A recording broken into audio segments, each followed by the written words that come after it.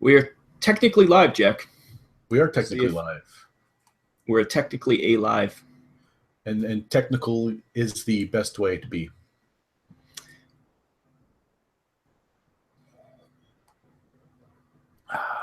So what changes in your control box? What's doing? Why are we running this gauntlet of possible shame and confusion? Because we wanted to see it go live, make sure it worked, and it is working because I'm on my other YouTube and I could see us live. Oh. And I tweeted it out, so now people can come watch us. You didn't. I'm dressed like a basic bitch here. I got no flair. I got no pizzazz. I guess we should say listener discretion. They may be swearing. Yes, listener discretion is advised. This is a very special episode. You get to the behind the scenes episodes where there's just a bunch of swear words I have to edit out. Where we take the podcast to a new level, where we turn fan interaction into a blood sport with cookies. One man enters. Are you eating cookies? No. All I hear is crunching in my ears. See, on the podcast, I can get away with all that. Yeah, it's true. This is live. But now you can. Now this is my fantasies are being fulfilled. You know, I've always wanted to do this. Yep. Now. And we don't need that coach guy anymore. We could go live without him. ASMR video. Oh, that's even worse now, your sound. This is a tasty cookie. Oh, yeah. I can turn off your video, by the way, and your sound. I'm in control. The fans would not approve. I can eject you. I can present you to everyone. I'm good. Can I show everyone my worm? Rune Wars. I've been working on Rune Wars. Look at that.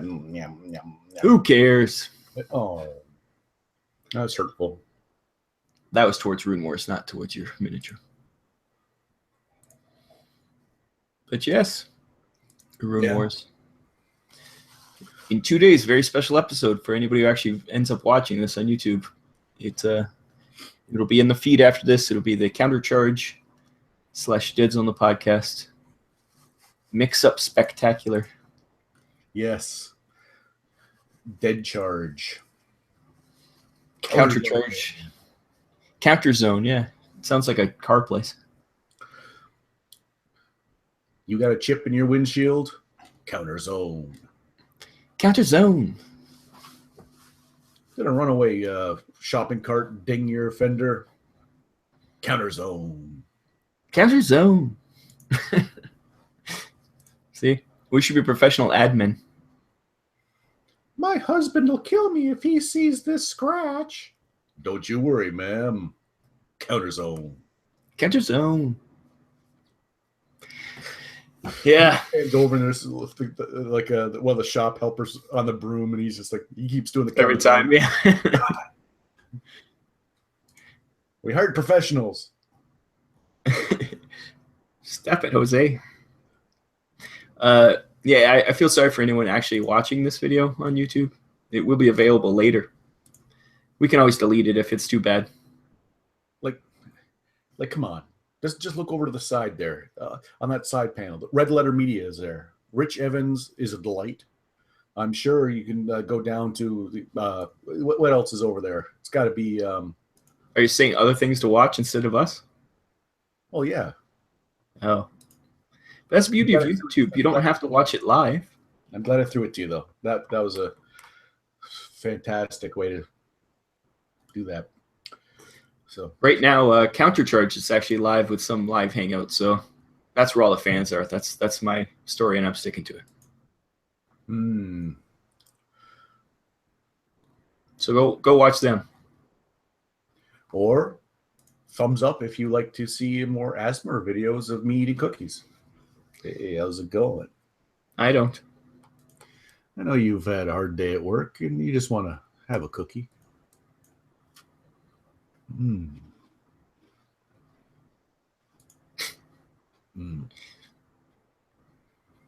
Lovely. Did I mention I can kick you off? Your ASMR videos. We have 0 viewers, even though I'm viewing.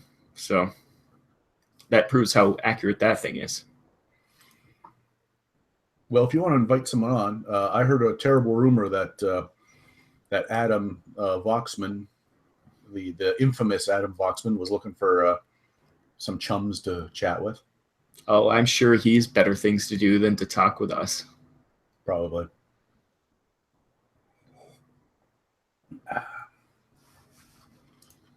So, how's that cookie? Plus, I doubt his ASMR game is on fleek. He doesn't strike me as one of those people that can like. I do hope this isn't some sexual thing. That's all I'm. You promised I could add 25% more sexuality to the content as of this year, and I'm sticking to it. I'm holding you to that. So, would you like me to try to invite Adam? I was just saying, if you want to expand the, if you want to, kind of test your abilities to rule your kingdom with an iron fist over many minion, gather a couple more serfs, see what's doing. Me, I'm just enjoying a beautiful cookie. Oh yeah. Your bass is so high, you sounded like Morgan Freeman. Andy Dufresne was my friend.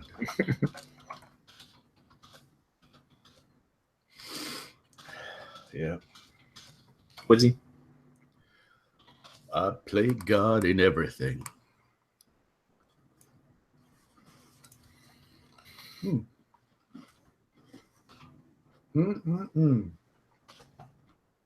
There, I sent the message via Twitter to Adam. We'll see if he shows up.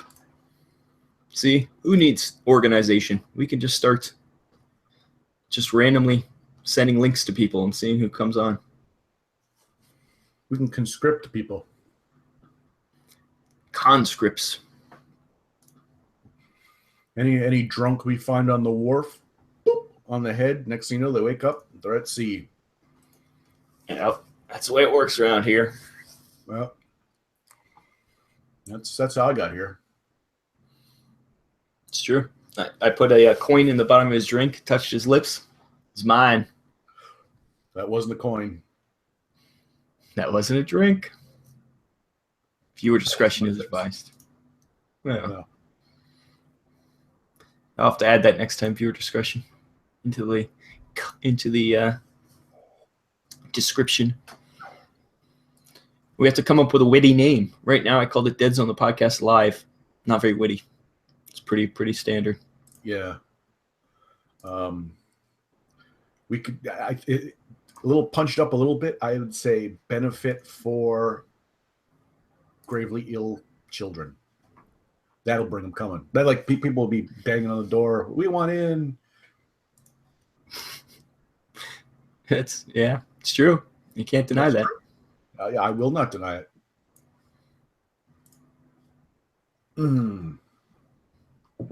Coffee and cookies. You're supposed to share with the class. I shared my dulcet tones. I am sure there are aroused fans who will be watching this till the end of time. I'm disturbed. Yeah, well, I'm going to paint some more on my worm. Paint your worm. Genetically, flying in the face of genetics and all that is holy, I have 2 worms. I know.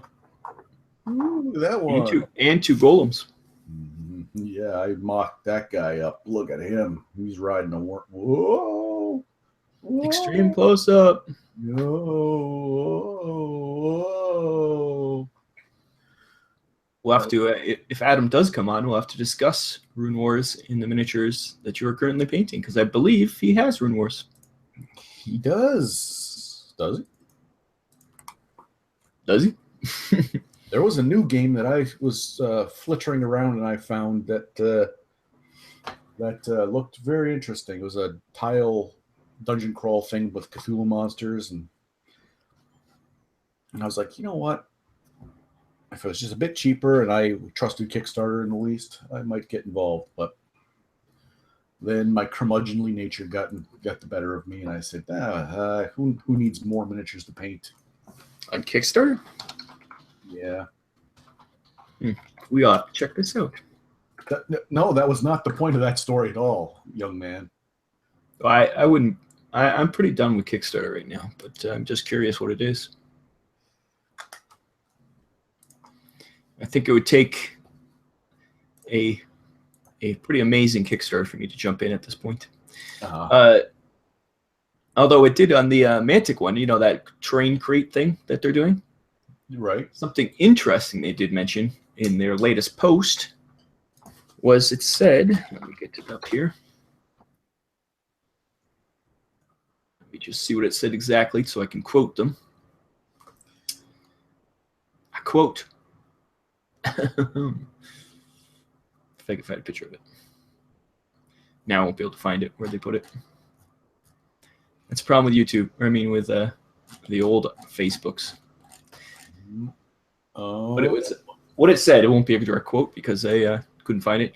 It did say that it's small terrain things, plus dungeon or plus battlefield terrain. That's kind of interesting. And who do we have here? Hello, how's it going? Hey, Adam. There he is. Jack, show Can you guys hear me good? Yep, you sound good. Yes. Okay, perfect. Probably better than me. Jack, show them what you're painting. Rob, you know that is not for mixed company. Show him. I'm painting a Rune Wars worm. Oh, hey, I just built my rune golem today. So that's what you were up to when I saw you on the Twitter talking about building some stuff and wanting to hang out with someone. Yeah, I've been waiting 8 months for these. Oh, man. Finally. Yeah. I was kind of surprised, actually, because everybody got one at Adepticon, and then on top of that, they had a hobby weekender for Beasts of War, so there's about 3,000 copies of the core game out there in the wilds before official release, which was yesterday. Yeah, it was crazy. Yeah. And how do you feel about that? About the free, people getting it early? Yeah, where you're a paying customer and people are literally getting it foisted upon them, and they're like, "What the hell is this?" Well, you had no idea. Oh, it's brilliant marketing because, what's the best way to sell a game is get people playing it. Yeah, that's for sure. Yeah, and these models took only half an hour to put together, so it's pretty fast. And they barely need glue. You just shove them together. They fit so nicely. Oh, absolutely. Yeah, the monsters, totally. Mm-hmm. I think some of the skeletons, like the archers, you definitely got to glue. Yeah. I think the skeleton warriors, their shield arms, but other than that, you could pretty much go no glue if you wanted to. Yeah, I never did any of the skeletons, but all the knights, they were pretty solid. Oh yeah, these are great. Oh, so good. I agree. And now you're seeing they're following right on the heels. They're starting out with there's an elf faction now, and they're not resting on the laurels. They're making it a thing. It's true, actually, but a lot of the local game stores don't even know what the game is. Really? That's weird. Yeah, my local store owner accidentally ordered it thinking it was the board game Rune Wars that came out many years ago, back I think in 2009. And then when he got these boxes, he's like, "Oh, it's a miniatures game." So that's the only reason I have a box. Oh. Well, I saw. Well, we know a coach and his son. They did some play testing at some demo games, and the mechanics themselves came with some mixed reviews, but it's got a pedigree. It's got like X-Wing is an amazing system. Apparently, I've never played it, so who knows? It might be the best thing that your store owner guy ever did. Having those, when all of a sudden the people come rushing and clamoring for it. It's already sold out. Oh, well, there you go. It's already sold out. The expansions are already. You can only just pre-order them. You can't actually. So it's kind of like a classic Nintendo problem where there's all this demand but no supply. Well, X-Wing had that originally too, right? Yeah, mind you, that's Star Wars though. Yeah, of course. But So Fantasy coach, Flight. yeah. Oh, sorry. Go ahead. I was just saying, Fantasy Flight. They know what they're doing. Mm-hmm. I mean, they are an interesting company. I'll say that much. They make a lot of good choices, a lot of good smart decisions, but a lot of the ones that they make, and you kind of notice this if you play any of the other games that they produce, like mostly the Star Wars stuff, like Destiny Dice, what was it, Armada and X-Wing. There's some weird like choices they make that aren't necessarily. They're just kind of weird, like lateral moves. Like I don't know how to explain them. They're kind of like why? Who's this benefiting? It's not the consumer. It's not the business. They just make weird choices sometimes. Oh. I don't know. It's hard to explain. But hopefully with Rune Wars, I mean, I read probably the funniest paragraph in one of these books here, where it's like, it's okay, point limits, they start equal at the start of the game, but as the game goes on, you're going to lose models, but that's okay, the game's not imbalanced because you're losing points. And that's the whole paragraph is explaining that it's okay to lose points. That doesn't mean the game's not fair, it just means you're losing. Yeah, that's funny. Yeah.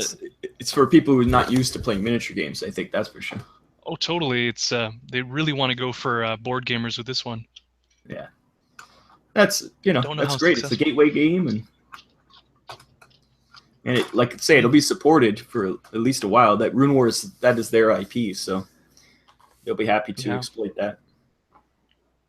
Yeah, I really hope that they can move it in a positive direction and they can release things that are like, I hope you don't have to collect every faction to get all the upgrade cards. That's kind of a complaint that people have with X-Wing at the moment, because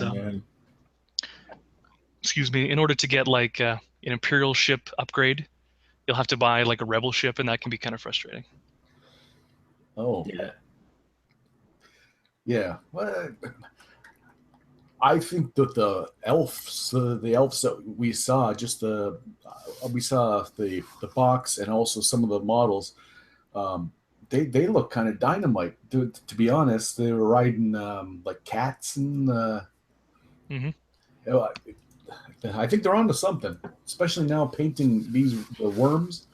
And I like the level of detail. They've been a pleasure, and I've got Golem over here to paint, and I have whole army in the other room to paint. So yeah. I'm just blown away by this by the Golem. It's so like just an awesome sculpt. Yeah, Rob was he wasn't as blown away as I was. I think all the sculpts are amazing. I just not big on golems generally. No, so I didn't just totally fine. But I think all of the sculpts look great for especially for this kind of game. Like, I'm amazed. Like, I don't know who did the manufacturing for them, but really good. And I think this is the Mantic plastic. Restic, yeah. I think this is Restic. Really? Yeah, the new version where it's slightly more bendy, but it's still, you can really mess with stuff. I'm sure. Do you ever find that when you're going between like game companies and consumers and everybody calls it different things, but in reality it's like, the stuff that people make fun of Mantic for Restic is what they're using in this? It's just like, and in is it War Machine? I think they have the same. Yeah, stuff. they do. Yeah, they do it as well. Yeah, where people turn their nose up at it. Oh, they use Restic, and then it's this very same. I like this polyvinyl chloride that this company is. This PVC. Far superior. far superior. I would never even sully my hands by working on whatever other formulations that people would. I think it's the quality of the molds, not the material. Like if you get bad mold lines and stuff, that's not the material's fault. That's how good your molds are. I think it's also the mixture too, right? Because rustic is such a generic, widespread term. It really just comes down to it just comes down to how dense it is. Yeah. Where I think the Mantic stuff was a bit on the more on the resin side versus the plastic side.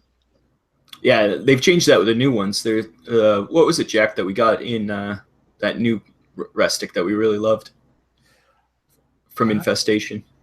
It was something. It's a much better material. We're like, wow, this is awesome. Mm-hmm. I liked the original stuff where you could bend it, and I know I'm in the minority. People were hating that stuff, but if you could put it in the hot water and mold it, and you could cut it very easily, and it made modeling a joy. Yeah, hard plastic is much more cut or dry. You're snapping stuff off. There's nothing bending there. Now, I will confess, haven't listened to the Adepticon episode of Deadzone the Podcast yet. But how was your Adepticon trip? Pretty amazing, I think. It was. We didn't get killed. I think that's the important that's thing. A bonus. Yeah, it was good. I think we would certainly go back again. Maybe not next year, but we'll go back. And we had a really good time, and there's a lot of really good people, and you really can't complain when when you're just hanging out with like-minded individuals. Mm-hmm. Oh yeah, you'd be amazed how much bigger it was than when we went with you. It's ridiculously large now. Yeah, the vendor hall, like just from the footage I was watching from people, it looked huge this year. Oh, it was ridiculous. So was there like less space for tournaments though? No, because they opened up a whole other side, and all the rooms upstairs were full, and all the rooms downstairs. It was. Oh wow! They used every place, that's for sure. Dang, well, that's awesome. Like X-Wing had a huge section, like almost as big. It would be half as big as what the 40K section was last year or the year you went. Right. X-Wing took up a section that big, so they had a large contingent there playing. Damn. Yeah, I'm really happy with it's an awesome time to be a miniature gamer. I'll tell you that much. Oh yeah. Because I mean, you got the big three. You got Games Workshop. You've got Fantasy Flight now, and then I guess they're called they're called CMON. That's what it's such a dumb name. Oh, cool mini or not. Yeah. But the three, the big three, they're making, they're looking at what each other are doing and trying to make sure that their product is superior. So I mean, that can only be good for us. Yeah, it's more and more great plastic coming out.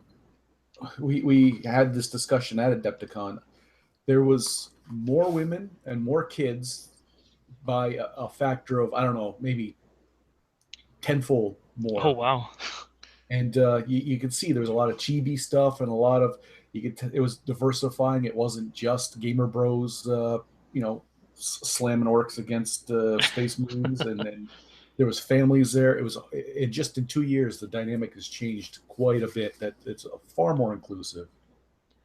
They had vendors selling T-shirts and like not just gaming stuff, like other things. So it's like, oh wow, they changed their vendor rules. I guess I heard somewhere that before to be a vendor, you had to give something for the swag bags, and this year they started selling vendorships. So you got a lot more variety of people coming in to have their shops. Wow. It was big. It was impressive.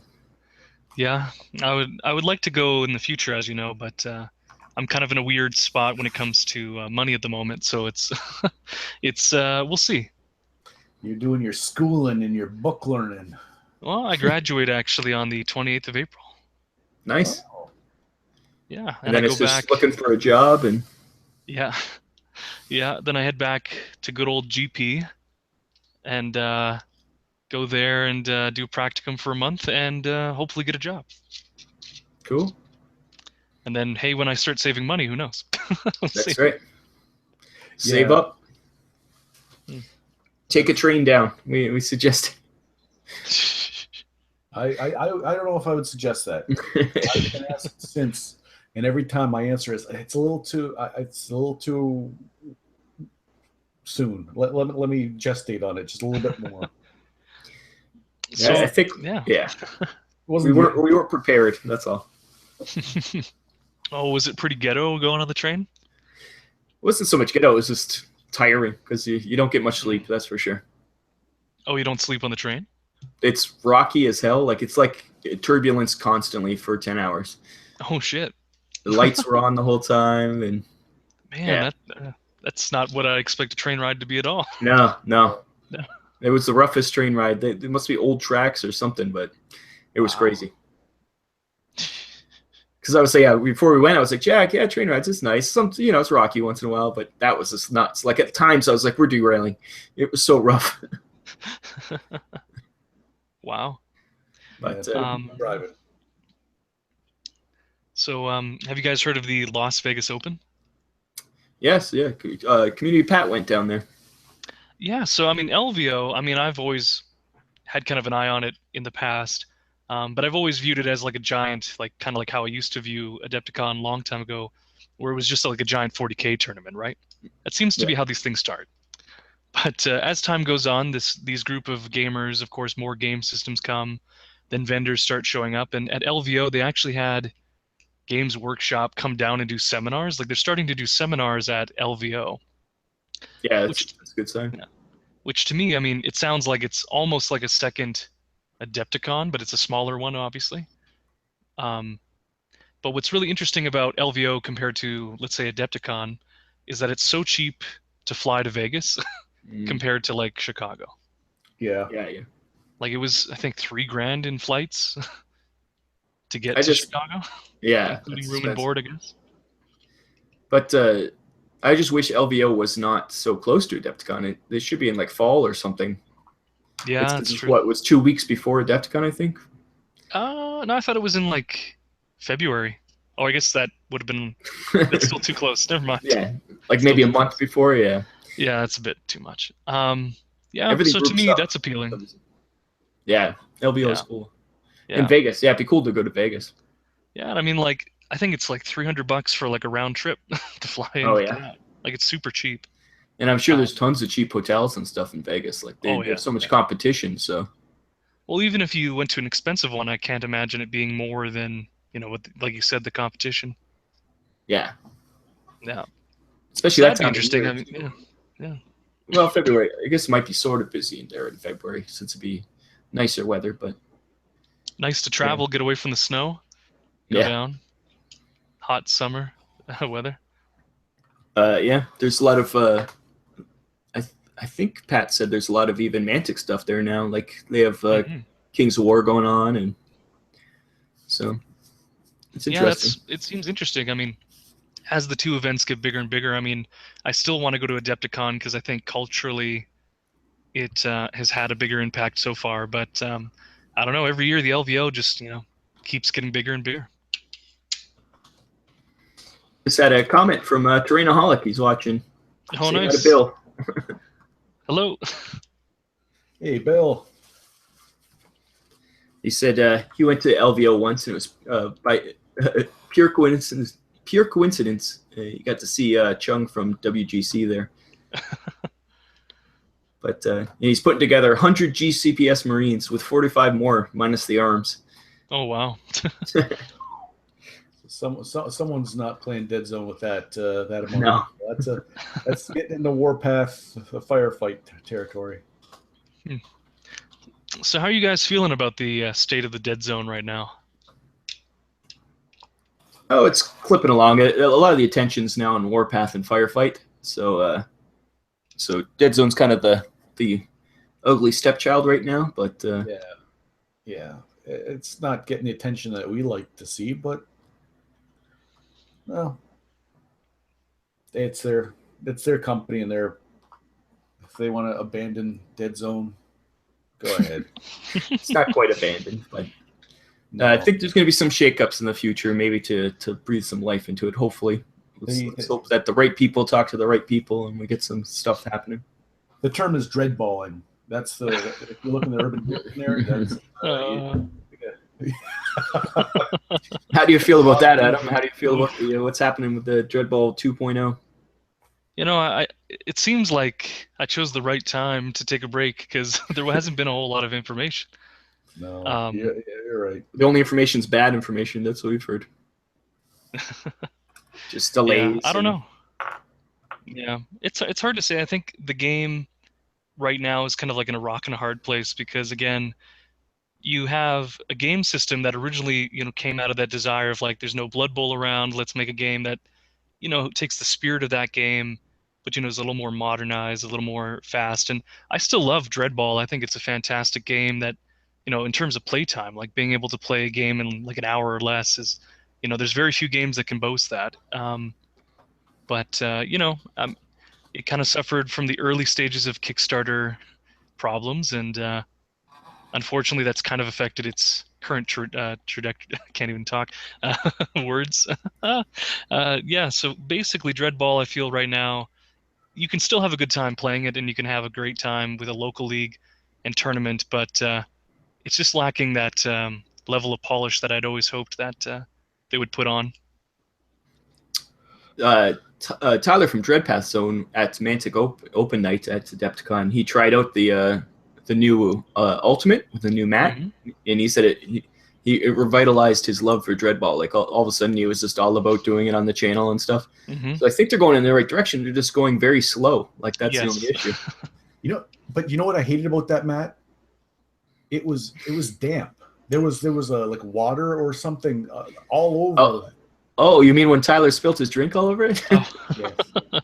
We have to keep ragging on Tyler. He hates it when we keep mentioning it. So, but he really loved the way it's going, and Jeff Burbage was the one who designed the mat. So it looks like it's going there. It's just not getting there. Yeah, I made a couple of Dreadball cracks while I was talking with Jeff, and despite the obvious it was hurting him, the pain. I had to stop because you could tell he was just like I was just being cheeky. Yeah, that's no worries. It was hitting a little too close to the bone. It was. Oh man. Well, I think I think with the company, like of course, like Mantic has always got so many projects on the go, right? So with things like The Walking Dead being bigger than what they probably originally thought, and with Warpath being a huge thing that they wanted to push forward, it's not surprising that, a game like Dreadball that's for a niche audience to begin with is, kind of put on the backside because, again, it's not the main money maker. So same with Deadzone. And I think that the issue they have is that they don't have enough people in their I guess not as many people as they hope volunteer to do the rules committees, because King's War's got a great rules committee, as we discussed with Countercharge, but all the other ones they're kind of split between doing Star Saga, they're doing Warpath, they're doing Firefight, they're doing Dreadball. Almost all those are the same people, and that's an issue. I think you need to get people who play just that game to be into that game to really push it forward. Have a dedicated group of people just for that game. It's spread out too much.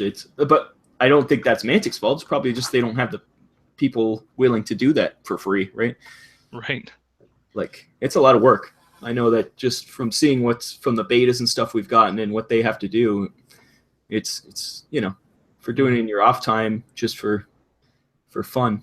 It's like, I know some of them are looking to use that on a resume to maybe get bigger work or whatever, but still. Yeah, I think it's just Mantic has to kind of decide where they want to put their focus, and I think eventually they're going to have to cut down on this Kickstarter fatigue that they've kind of done to themselves, and if they're going to do Kickstarters, focus on products they've already established. Yeah, it seems like they've learned that, because the next Kickstarter is going to be that we were discussing, that terrain one, where it's just going to be throwaway stuff, like it's going to be useful for anything. So that's a good Kickstarter to do. It's not a game. It's not a new IP or a new game. It's not expanding on a game they've already done. It's just, something that everybody can buy and just get it out there. Easy. They just have to ship it to China and get it back. Mm-hmm. They don't have to build rules for it and maintain it. That's the issue is maintenance. I think they have to get those FAQs out all the time and stuff like that, which they kind of fall behind on. Yeah, I mean, Mantic is great at releasing product, but they have a hard time supporting it long term, and I think that's always going to be an issue with a company their size, right? Because again, they're split across so many different products. And there's people think they're a big company. There's only like 20 regular employees. Yeah. It's not a lot. Now, I bet most of those employees are involved in the money end, like the making sure that everything gets out and the what do you call it? The logistics of it all. Right. The actual creative end is probably even smaller. So. Mm-hmm. And it's it's been a very strange year for miniature gaming because 2 years ago, GW was kind of the bane of everybody's existence, and this past year they've kind of done a whole complete 180. So it's kind of a weird future we live in. I'm not not used to that. They did a 180 because they've kind of gotten back into social media and they've kind of made Age of Sigmar palatable, but then I think they've actually done a 360. From what I hear now, they're going to start making changes to 40K. So who knows where they're just kind of it is a very strange. They're always on the move. They're always ducking and weaving, and sometimes it works, sometimes it doesn't. So yeah, there's the serpentine. Yeah, but at least they're interacting with the fans and seem to be listening to the fans more, which is something they never did before recently. Yeah, there's always a feeling of because being a long time Games Workshop fanboy back in the day, there was always a sense of like antagonizing attitude towards the fan base, and part of that is warranted probably because the fan base is kind of rabid and a little crazy at times, but unfortunately a lot of us casual Games Workshop fans were very much kind of off-put by that kind of stance that the company didn't officially take, but it's just kind of the feeling you got from the company when they shut down all their social media. Yeah. The hardcore gamers and complainers, they kind of got to everybody. I could see that. Like there's been times when people make comments on our stuff and it gets us down. Imagine that times a million. You could feel like getting beat down by your fans. I could see that quite easily. Mm-hmm. There was that time for about 6 months. Everyone said Rob had a wig, and it hurt him so badly. Didn't they change his name though? Wasn't it like it was Jake and Robe? That's right, Jake and Bob. No, that was some good-hearted jest from some friends of ours at Countercharge, and well, it didn't start as good-hearted jest. It started as a legitimate mistake. That is true. It turned into some jests, but the wig thing, no, that was hurtful. And that was an active campaign that was probably 6 months long of social media saying Rob's got a wig. Called him Rob the Toupee. It was awful. It made me cry myself to sleep every day. Tears. Wept like a baby. This is what it happens when Jax is painting. It just goes off on tangents. I peel back the curtain and show you the great and powerful Oz that is the underbelly, the soft underbelly of the Deadzone podcast. We actually recorded a podcast with Countercharge that's going out on Easter, so a couple days, and yeah, they must have been shocked at how ragtag we were. They're pretty, they're pretty regimented, and we're like, some of the stuff that ended up being said, it was disturbing. I recommend listening. Will do. Yeah. When I was at Adepticon, speaking of new games that are coming out when there was no Blood Bowl, and then now there is, and now there's Arena Rex, and now there's, I was kind of falling in love with Guild Ball. You especially. Guild Ball. I was perusing that shelf a long time. Between my staunch stance of cheapness and the fact they were metal miniatures, I was close. I didn't tell anyone. I don't know if anyone noticed, but when we walked by, I would just, It was the mugs that got him. They had mugs for sale with all the different symbols on them, and there was a coffee mug with the Brewers Guild on it. Jack was very close to purchasing that mug. $16, and I almost did. Yeah, instead, he bought 2 beers. That's right. Do you know who was at the Steamforged booth? Did you get any names at all? No. No. I know Coach and his son got a demo that lasted a while. I think they only played like 2 turns. They were there for quite a while, but they liked it a lot. Oh, they liked it. Okay, that's good. They were. Yeah, I mean, I can tell you, well, not everything, but I can tell you most things about Guild Ball. I have an interesting history with the game. Ooh, what's that? But, well, let's see. So, so Guild Ball. Scandalous. Are we going to be opening up a wound, picking at a scab here on poor Adam, who's just got waylaid into coming and joining us, and now we're going to tear open his soul? No, I'm kind of like the unofficial encyclopedia for Guild Ball, because it's just the amount of information. Because over time, watching Dreadball, watching Guild Ball, I would do research on both of them for the longest time, and the thing about Guild Ball that's really interesting is the people who run it are actually people I know. Oh yeah. Very strange when you know the people who make the game. It's very strange.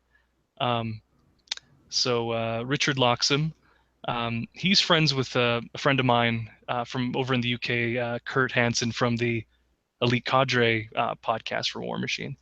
And me and Kurt talk all the time, and it's interesting to see, because again, he interacts with the game creators all the time, and they just hang out, and they're just club mates, right? They go to the same game store club area, and they end up playing War Machine all the time against each other. And War Machine, Guild Ball was created out of the desire to create a Blood Bowl style game that had more of the sensibilities of War Machine, which is why a lot of people compare those 2 games, and why a lot of Guild Ball players are former War Machine players, because the game kind of triggers that those mechanisms and things that they enjoyed from War Machine, but are put into Guild Ball.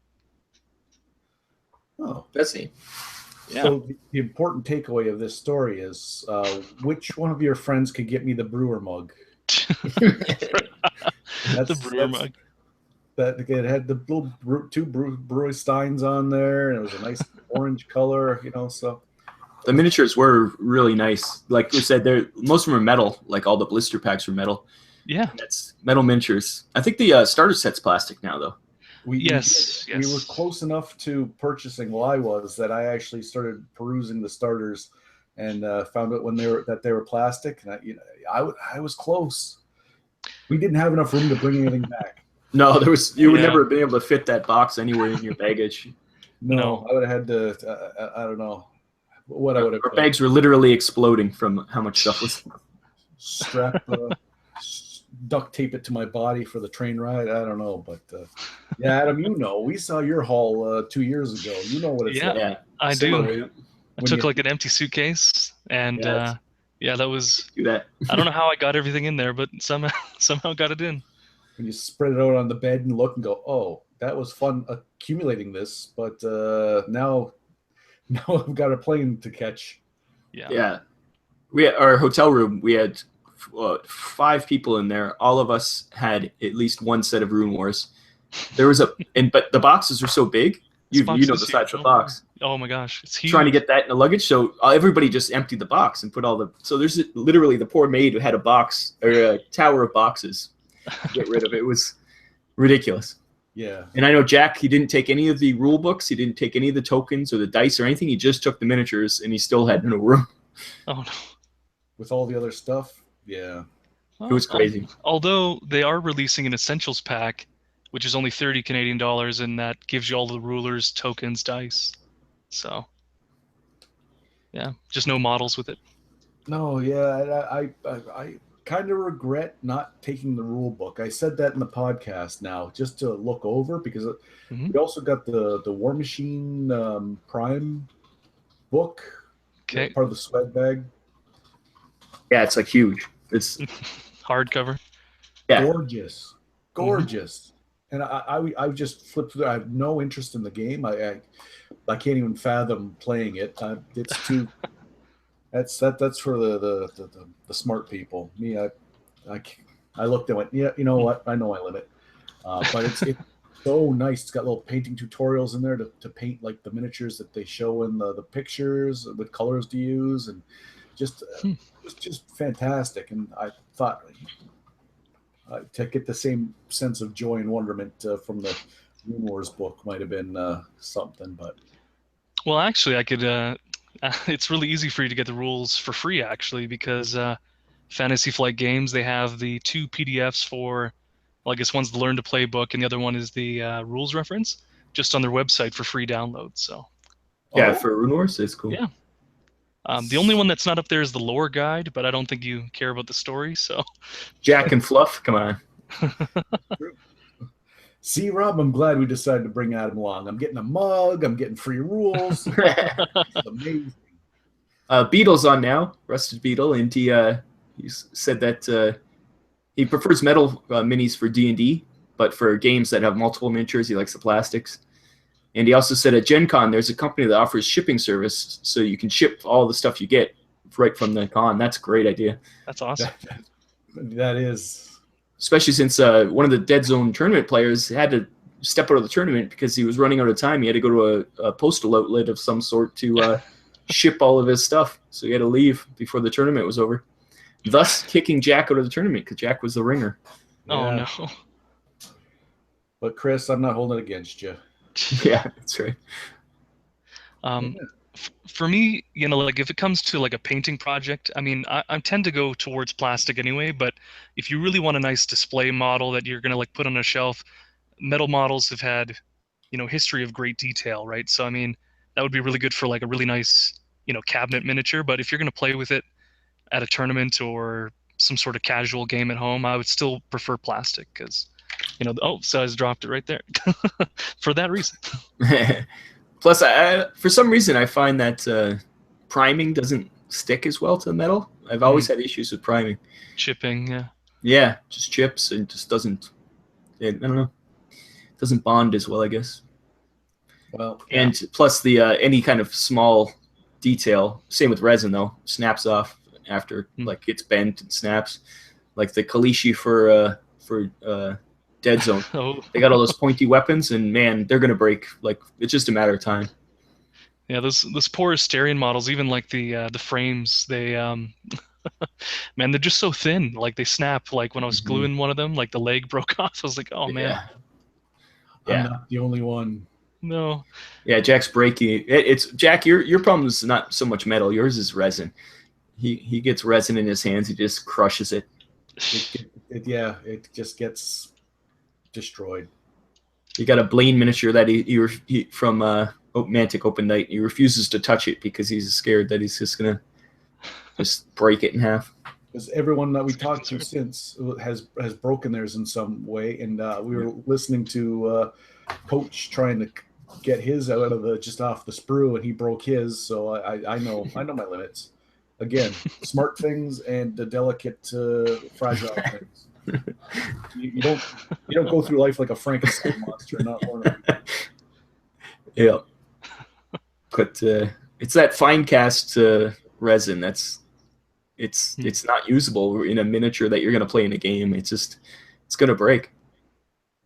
Maybe get some paint on it. Maybe it'll be a little stronger. Have you guys heard about the new GW product called Warhammer Underworld Shadespire? Oh, the Necromunda redone thing? No, see, that's another name. It's Shadow War Armageddon. Oh, see? I thought it was the same. It is, I know, same game. I mean, similar. They could have just called it Necromunda. Yeah. What Shadespire? Is it just another one of their board game ones? Or? Before we go into that, actually, I'll talk a little bit about Shadow War. So immediately when you see that Necromunda style game with the modular terrain, I'm thinking Deadzone, right? Because that's 100% what it is trying to be like modular terrain, have your own little faction, and then you play like an hour-long game and do that. But I wasn't. I like the look of the terrain that they have, but it's just you can't beat that customization that the Deadzone terrain has. Like being like individual squares, you can do so much more with it than weird bulbiness of like I would like to mix the two together, but I don't know if I would build just the GW stuff.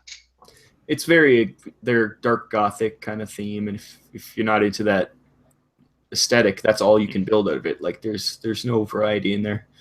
Well, and it's really rounded too, right? So I mean, there is options to customize it and to put in different ways, but I mean, at the end of the day, there's only so many circular buildings you can put into a project. Yeah, we always said that the battle zones need to have more circular objects. So it's like they both need each other. There should be more square bits for the for the GW one and more rounded bits for the Mantic one. Like chocolate and peanut butter. That's right. If they'd only get together. If only. Yeah.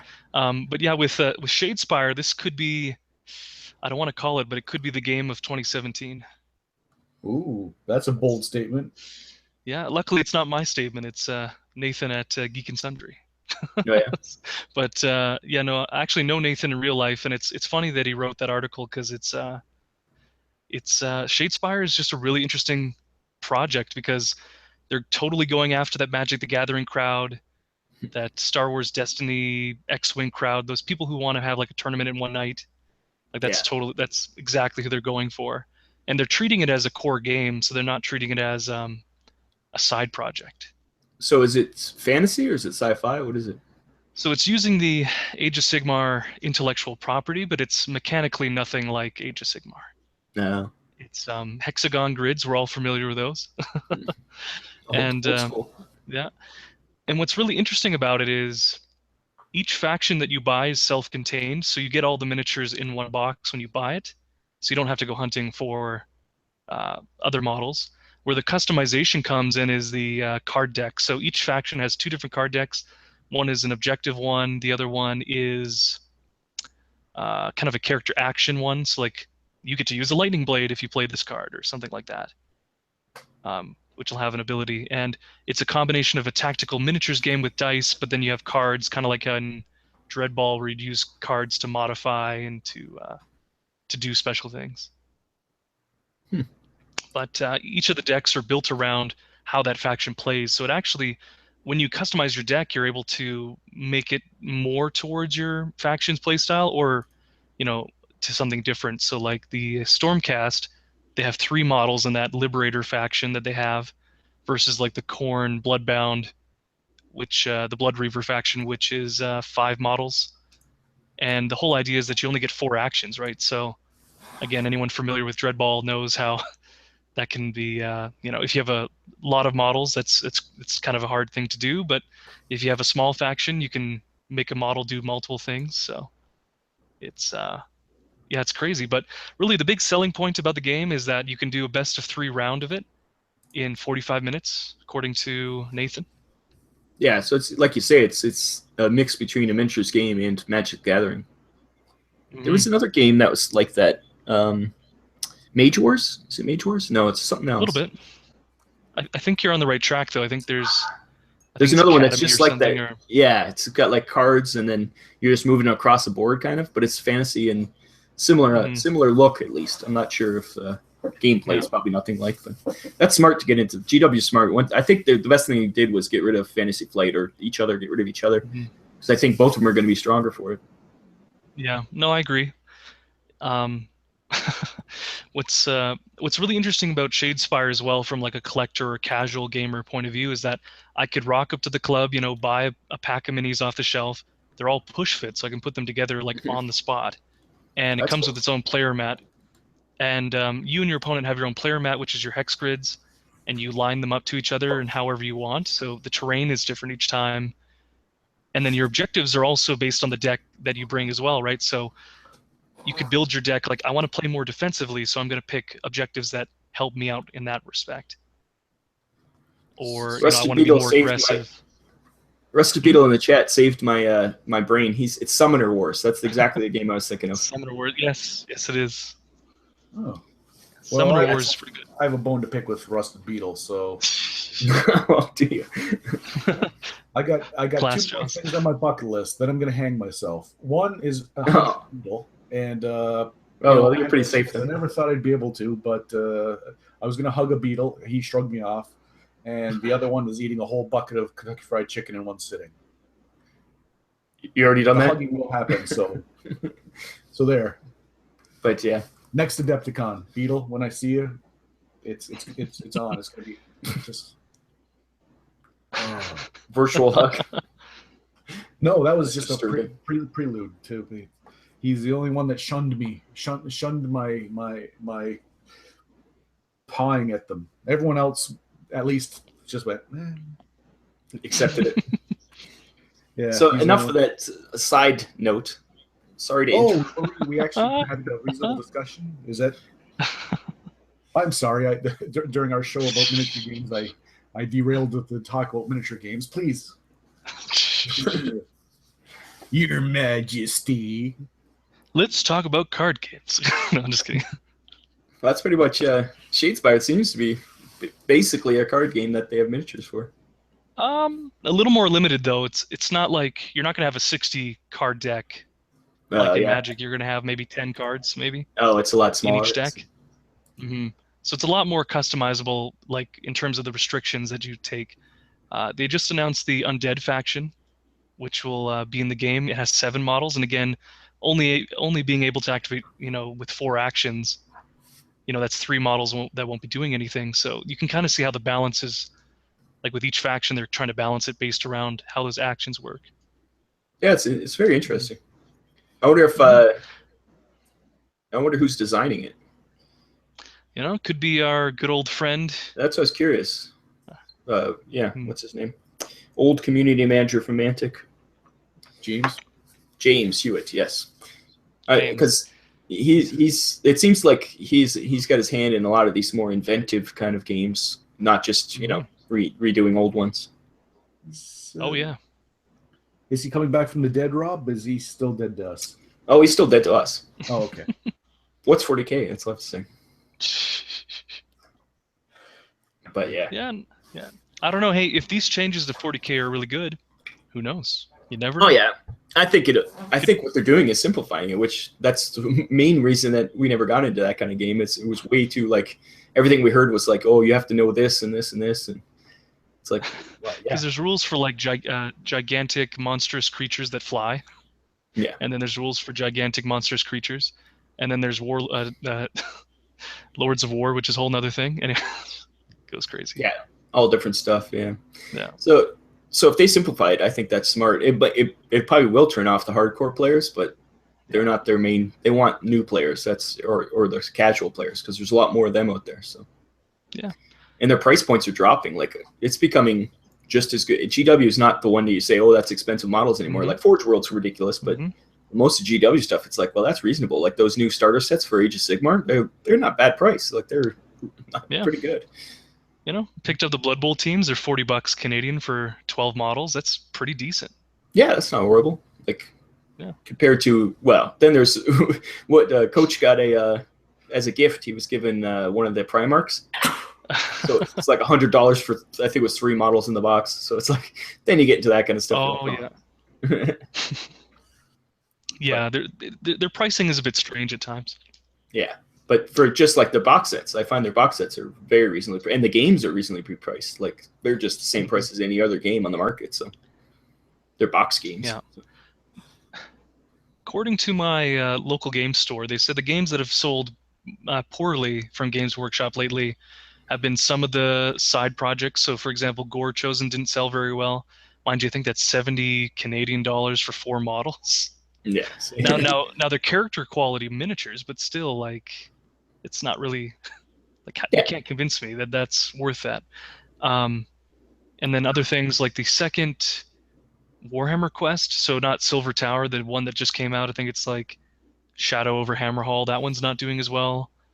And Lost Patrol, nobody's playing Lost Patrol unless they're buying it for the Gene Stealers, because that's one of the only cheap ways to get Gene Stealers. But that's about it. So they're changing their business model a little bit, and some of the stuff's working, some of the stuff's not. But it's certainly not the GW that was, say, 3 years ago, 2 years ago. Oh, not even. Yeah. Well, even on the YouTube front, they've changed like tremendously. Like the whole Warhammer TV, where they've got Duncan, who's like the celebrity, kind of an unintentional celebrity because he just paints miniatures, right? But everybody loves his humor and his videos are good quality. And he was at Adepticon and people are like swarming him. They love that guy. No, he's hilarious. There's a great YouTube video where they talk about the changes of that they're going to make to Warhammer 40,000, where it's kind of like a joke video, where the drop pod rules, where the guy just takes literally a model and smashes it on the table. It's like this is going to drop in from outer space. Bam! It's so good. Yeah, it's some of the stuff. Like there was a what was that game, Apocalypse? The game they had at Adepticon, Jack. That was just huge. Like some of the creatures were taller than children. It was pretty cool. So Apocalypse, it's not a separate game. It is actually 40K. So it's actually using 40K miniatures and stuff like that. But there's an expansion which is called Apocalypse, which lets you bring in the big stuff, the really ridiculous Titans and the warlords and I think Emperor class. Oh yeah, they get ridiculous, but but that's cool too. It was ridiculous. It was. Well, but awesome. I watched a guy put his army on the table, right beside the dealer area, and the table collapsed underneath the weight of his army. Oh wow. Oh, it was everyone lost their mind, obviously, watching this guy's stuff go down. But shatter. Yeah, there was much stuff sadness. You know what? I didn't hang out. I didn't. Probably smart. Kind of guy. I went, oh, and I just kind of didn't want to see the car crash. Yeah, no, I'm not one of those people that was going to stand and mock and ridicule, or even just like, I just let him have his dignity. Yeah. So you guys, the events that you went to Deadzone, obviously. Yes. Jack was the ringer, and I was just helping out Shane run the thing. So it was pretty fun. It was pretty relaxed. Like I said, next year I might actually enter it because it wasn't that competitive tournament that you don't want to see. Right. It looked like Jack, you had some fun playing. I forget who won it, but yeah, we all forgot who won it. Yeah, it's not like it reminds us every time we talk to him. It'll be a full year of hey guys, I don't know, I remember who won. Yeah, no, it was fun. It was fun. I would recommend it. Anyone who's thinking, you know what, I don't know, maybe, unless you, like me, that was my first vacation in years and years and years, and I didn't really want to get tied down to anything in particular. If I felt like I just wanted to go and have a drink someplace or do whatever, unless you're in that mind frame. But if you're just like, I don't want to go, I'll watch, or I'm really interested, but just do it. Just do it. There was plenty of people there that were novices, and they were doing a fantastic job, and it was fun, and everyone was having a good time. Mm-hmm. Well, I think a lot of people get hung up on, like, when they think tournament, they think like hardcore gamers, right? But the majority of people at a tournament are casual, just like them, because they use the tournament as a way to socialize, right? That's what this seemed like for sure. It wasn't like we were looking at the Clash of Kings was in the same room, and those guys they're pretty intense. Yeah, you're always gonna have, like, because it's a spectrum of people, but I mean, hopefully you don't play against someone who is that's all they care about, and not the person across the table. But you never know. It is what it is. Yeah, even Coach and Tyler and Daria and all the top people and Todd, they were all, none of them were like super serious, and they were all helpful with people asking questions and friendly, and nobody was mean mugging anybody.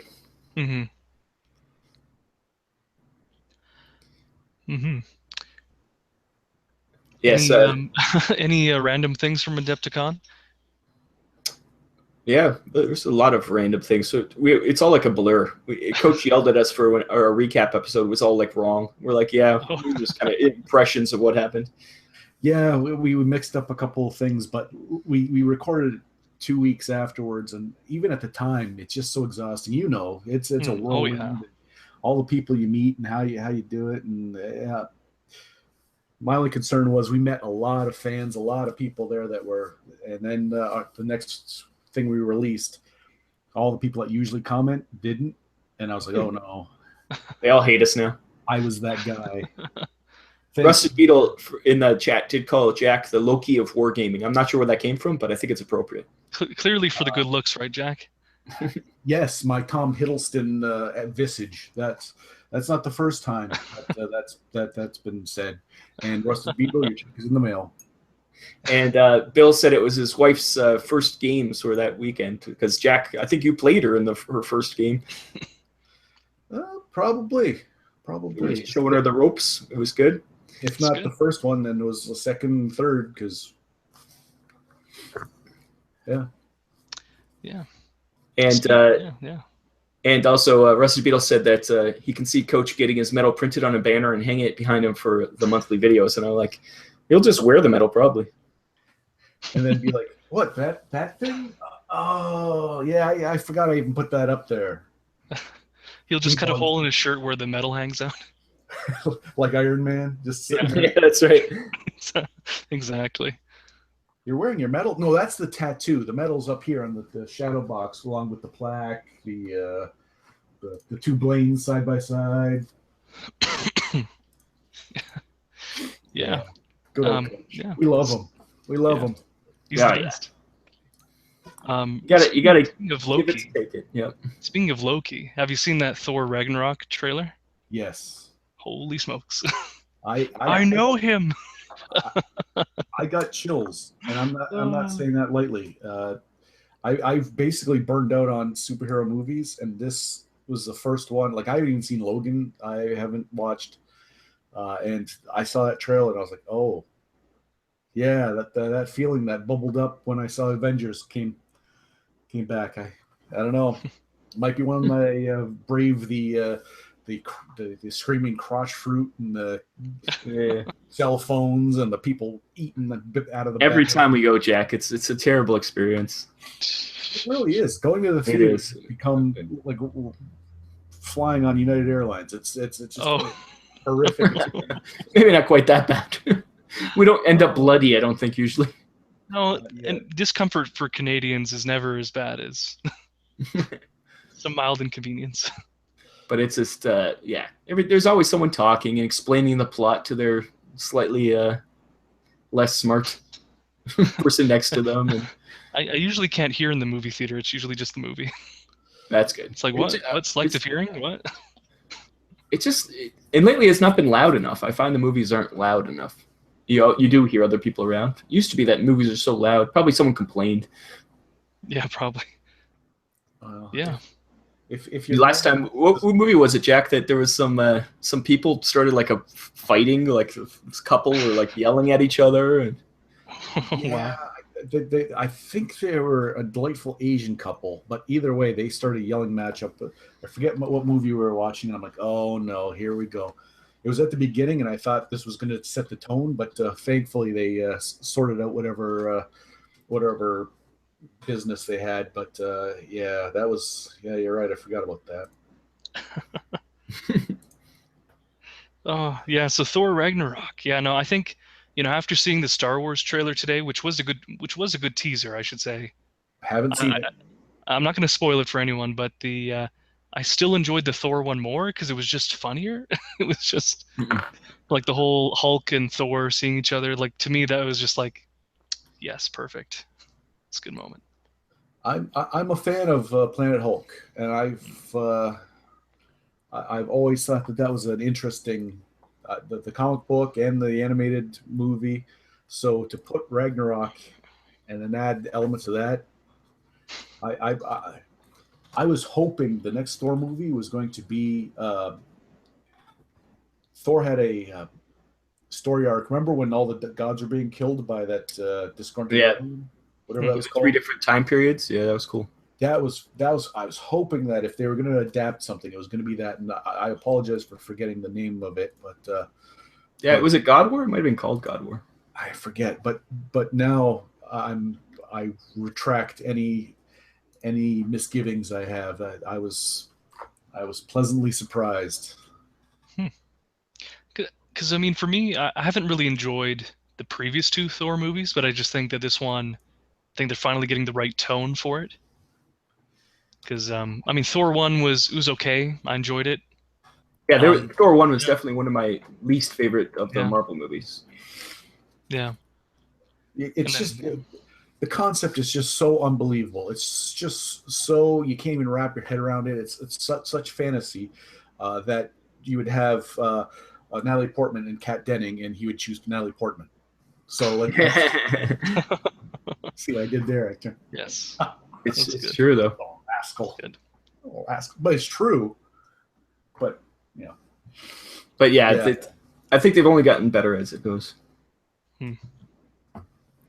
Daria just signed in. She said she made it for a live one, and Jeff Burbage just said came on and said Thor looks amazing. It is. And Rusted Beetle said for Adepticon memory that he heard that Tyler spilled a drink. It's like you timed that one, Rob. Yeah, just for Jeff to come on and hear the instruction of game that. Yeah, his own poor game. Yeah. Well, see, I was afraid that all our friends were, after meeting us, well, Jeff for the second time, had decided that we were filthy animals and decided not to have anything to do with us. But his arrival here is, I'll be able to sleep now. And I do have to apologize to Jeff for his for remarks I made about Dreadball. Out of jest, out of a place of love, Jeffrey, a place of love. Yes, we know it would only get better.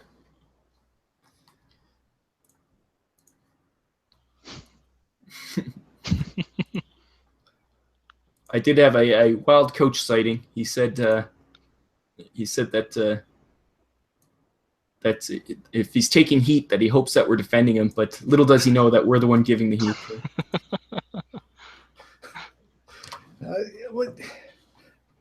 It's not really heat. A little ribbing about his his love of accidentally mentioning his back-to-back victories in tournament play.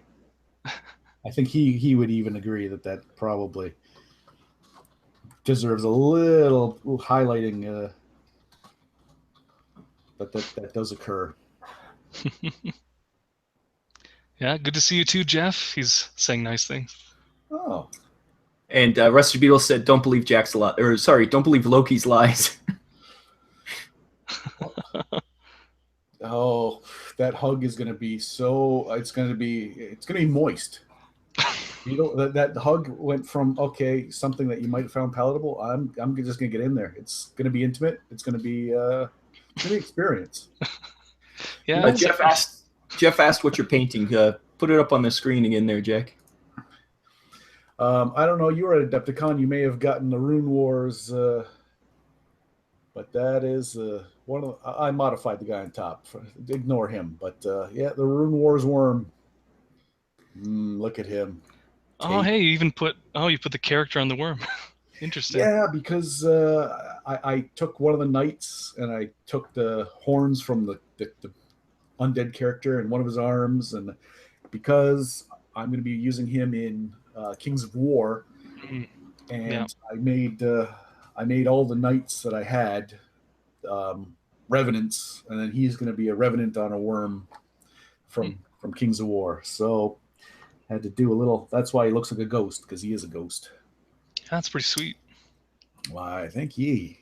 I invited Tyler into the chat, but he said. First of all, he said, I'm pretty drunk, so I'm going to pass. And I said, that'd be great if he came on. But he said, well, he's at a bar with Tim. So unfortunately, Tyler couldn't make it. He did send a picture of them drunk at a bar to me, though. So maybe I'll have to screen share this one. Let's try to screen share. Yeah. Here we go. Oh, that's that one. Let's see if we could show this here. There you go. Look at them. Look at those boys. Oh, Trouble. That's what those ones are. That's up to no good right there. So, what else? Anybody else talking out there? What do we got in the chat here? Yeah, since we got people here, this is a test. This was just a test. If it hadn't been for the very fortunate arrival of Mr. Voxman, this probably would have been a very short, very ugly, very tense little test. But now it's turned into an actual thing. I have to say thank you, Adam, for doing that. No worries. Daria suggested the name should be Deadzone the Vodcast. I think that's pretty cool. Yeah, I guess that makes sense. And she also said that Rune Wars looks tempting, but I'm concerned about how deep the investment might go. Yeah. Yeah, that's going to be hard to tell. Hard to tell now. So far, it's what you get in the box is all you need, right? Yeah, I mean, the starter box, I mean, they have expansions that give you additional cards so you can diversify your units a bit more for the undead and the human faction. But yeah, it's if you looked at the elves, actually, it's interesting how each army is designed at the moment, because with the humans, you have block infantry, you have your cav, you got your big monster. But then for the undead, they have your infantry, your archers, and then a monster. Where with the elves, it's like a heavy cav lion unit that Jack was talking about, archers, and some weird tree monster. So it's interesting that they're trying to, it's almost like a rock paper scissors in terms of how these armies are designed. Probably because then you could do team battle against each other. Yeah, it's. I'm sure they want it to keep going because it's another IP they started. So they put a lot into the investment so far. So. Mm-hmm. And Daria, what's that Cthulhu game that you backed in the Kickstarter, the one with the tiles and the? Is that where you saw it on Twitter? The only social media Jack uses now, because since he was kicked off Facebook. I was kicked off Facebook. I did not know graphic pictures of my genitals would be frowned upon. Who knew? Who knew? It was a shock to me too. So I lurk on Twitter. Jeff said, "Any Easter plans?" Well, for the podcast, we have a split podcast with Countercharge coming out on Easter. So look forward to that mess. But it should be fun. Yes, Deep Madness. I did remember that game, and I almost backed it because it did look cool, but I never did. Yeah. I was perusing it. I'll tell you, I did for a brief second. Even just there was a one creature that came with like 6 eggs, and I loved the look of the creature. And I looked, and I thought that could just be fun to paint.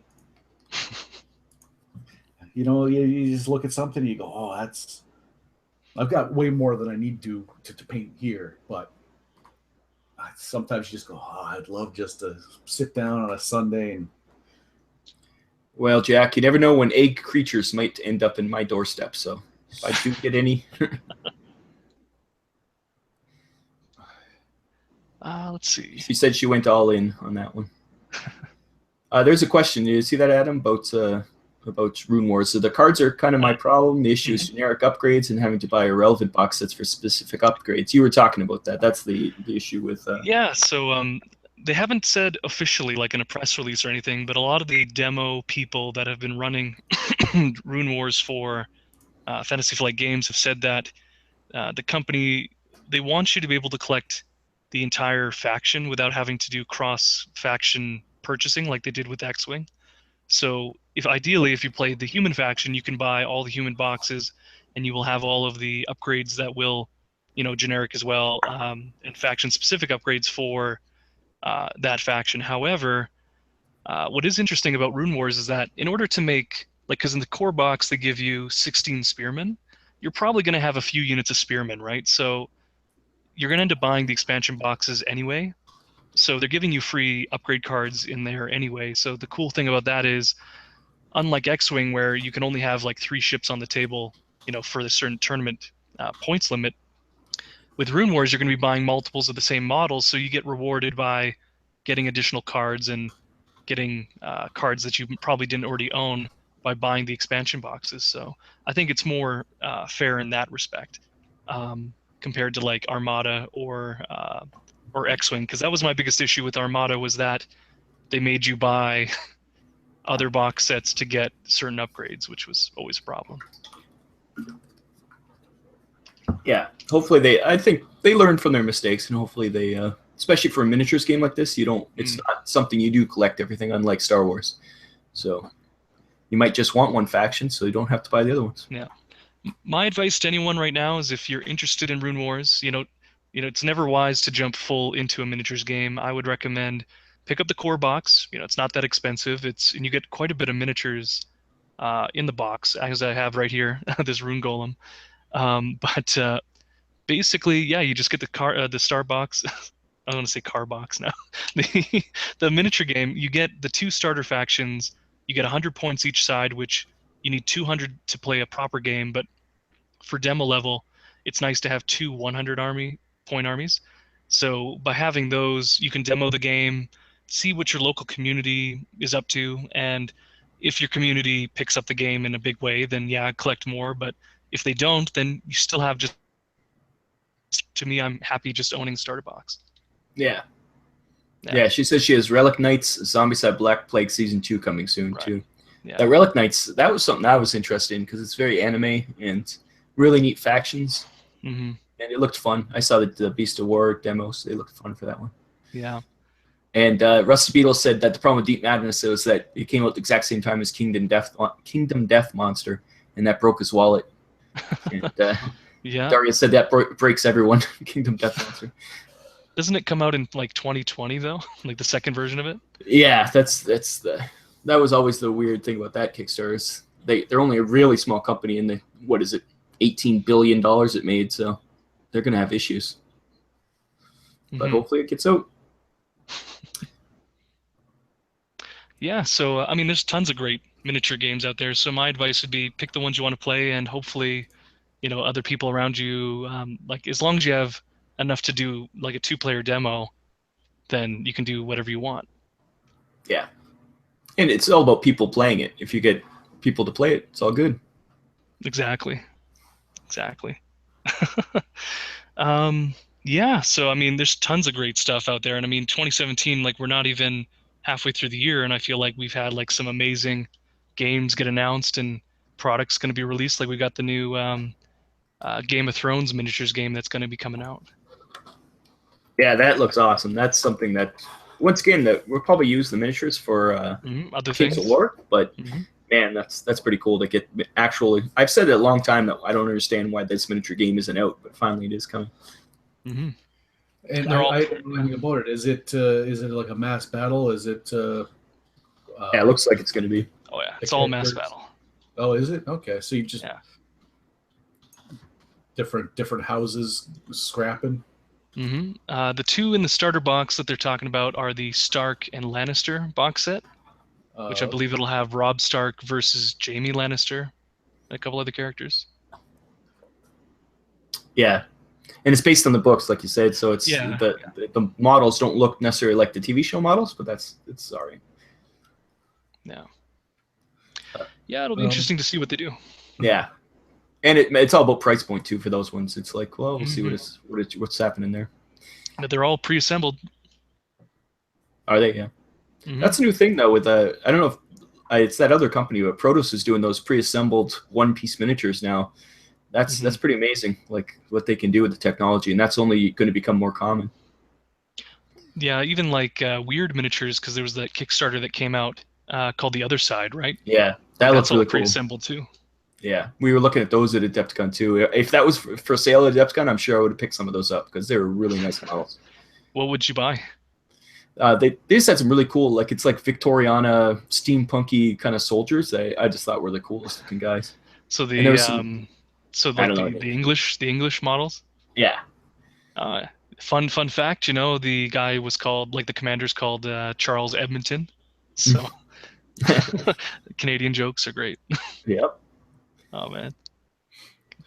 But yeah, no, I mean, the other side, I think that's another one that people have kind of forgotten about, but that's going to be huge when it comes out later this year, once the Kickstarter people get their stuff. Yeah. Well, Lots of questions in the chat now. Jeff said, ask about Shadow War Armageddon. We discussed it earlier, but I can talk a little bit about it. Yeah, I never played Necromunda. Did you ever play it, Adam? I've never played it, but I did get a chance to look through the book because, again, local game store had a copy, and I was like, oh, could I take a look at that? And gotta love when dogs bark when you're not actually. Oh, funny times. Anyway, yeah, but with Shadow War Armageddon, it pretty much is Necromunda, like, warts and all. I'm a little torn about it because, I never really played Necromunda, but I did like the appeal of having it set around Necromunda with the Necromunda gangs and stuff like that. And it does make sense to have it, be more generic, so that way if you have a 40k faction, you can just play any of your models in a kill team. So, I mean, for me, that makes total sense, but it kind of loses a little bit of that flavor that it probably had before. But otherwise, the terrain, we talked a little bit about that earlier. It's a good package, but, it's expensive. You definitely, for us Canadians, I think it's $200 for the box set, I think. Oh, jeez. Yeah. I know Coach is interested just because he does have all those 40k models that he'd use for it, but who knows? It's all about who plays with what around you. If there's a bunch of people want to get into it, you just go in all together and pick up the rules. And yeah, Jeff said he picked up a box of Tau to try it out for them. Oh yeah, I think it'll be. I mean, if you loved Necromunda, it pretty much is like Necromunda. But again, having more rules around like what customization you can do, and it's not so gang specific anymore. So they have made slight changes, but it pretty much, like, I think there's like a weapon jamming rule that's from like 2nd edition 40k, like that stuff's still in there. So that's good. It's cool. If you played it originally, I'm sure you'll just love it, and it's going to have support. That's all you want, right? And yeah, lots of comments. Like what? Keep them coming. Keep them coming. Yeah, I'm trying to see questions for me. I know there's been a lot of questions about miniature wargaming. Yeah, please. Once it catches up, please. Question for Jack. Our resident professional Adam here. He knows everything and everyone, so that's a good thing. But I would also, maybe just remind people that I'm here, and I need a little bit of a stroke. No, it's not the time. Phrasing? We're not doing phrasing anymore. Phrasing, yep. Jeff said he'd miss the gangs in the Necromunda setting. Jeff wants to know what PBI is, Jack. Is that? That is where I worked a couple of years ago. That is. So it's not even a current workplace. Not my current workplace. Printing by Innovation, and they got a fantastic tree logo. Look at this. Daria's got a good one for you, Jack. She says, Jack, have you ever jumped over a candlestick? I have. I think you were very close to seeing where I got burned at Adepticon. Oh. Rob has chastised me for my actions that day, and I hope you aren't scarred for life. Jack showed his best side, and it wasn't his face. my buffoonery. Yeah. See, there you go. That wasn't so hard, guys. Give me a little attention. Anyways, continue. So Kings of War, huh? So I mean, what kind of got you guys going to Kings of War? Probably Rune Wars. Just cheap fantasy miniatures? All these miniatures we just got. Oh, I guess so. I already had tons of armies, but and to be honest, to see the Kings of War armies that were Adepticon right behind us, and seeing a scope that you don't get in a skirmish game of just variety and mass, and it was nice to see that. And I think it kind of inspires you seeing other people. Like, I'm not a big terrain builder, but Bill Foreman, he had brought his terrain that Tyler played firefight on, and it was just like, inspiring to see. So maybe that's it. Maybe I saw a bunch of armies out there and went, you know what, it'd be nice to just paint that amount of miniatures and be able to display them in that way. Mm-hmm. And being on Countercharge didn't hurt either. Well, they always do a great job over at Countercharge. It's always interesting discussion. To answer Jeff's question about it's too many miniatures to paint. There's a lot of tricks to fast army painting. It's not as difficult as people make it sound. Especially with these undead, you could really paint these up really fast. Jeff is a consummate painter, and I think he would take his time. A full army, at the level of detail that I saw his plague were painted at, it'd be a lifetime. Yeah, no, I guess that's fair. But it's interesting. I mean, like, really, the only models you have to worry about are the ones in the front rank, right? Because the ones in the front rank are the ones that people see, and the rest can be gray, like shadowed in the back. That is true. When I painted my Mantic zombies, I started out with painting them like regular, like individual units, and then after I think maybe the third wave, I was just like, okay, well, it should go in the back. It's just you. Yeah, Jeff said he can't do it. He can't accept the speed paint quality. It's he's too good of a painter. It's his issue. That's your issue. Get worse. Well, no, see, my easy way of approaching is I tend to put models in one of two categories. I say tabletop quality or display quality. And with the display piece, I never want to play with the display piece. So I always put that on like a shelf, if I want to do a really nice paint job. But when it's on the table, it's going to get bumped. It's going to get thrown around. It's going to get, let's say, fall off the table. Things are going to happen, right? So for me, like, I always paint my miniatures to, like, everybody has a different standard of what tabletop quality is. For mine, it's always been, primer, 3 colors, maybe some zenithal highlighting, stuff like that. But nothing too fancy. Just get some paint on the miniatures so they don't look like these gray monstrosities on the table. Instead, they'll be just colorful monstrosities on the table, and and just have fun. Because again, the miniatures, they're gonna break. You're gonna replace them over time anyway. You might as well just do yourself a favor and just say, this is for tabletop, this is for display, right? And there is a truth to that, because you could spend a whole lot of time building a whole strike team, a whole dreadball team, and have someone hawk a drink onto it. And well, exactly, right? That could be just, if you've really spent a lot of time and effort, or just devastating. Mm-hmm. Yeah. Bill Trainerholic said he painted 88 zombies in 20 hours. I believe it. That's nuts. I mean, does he have an what's it called? Airbrush?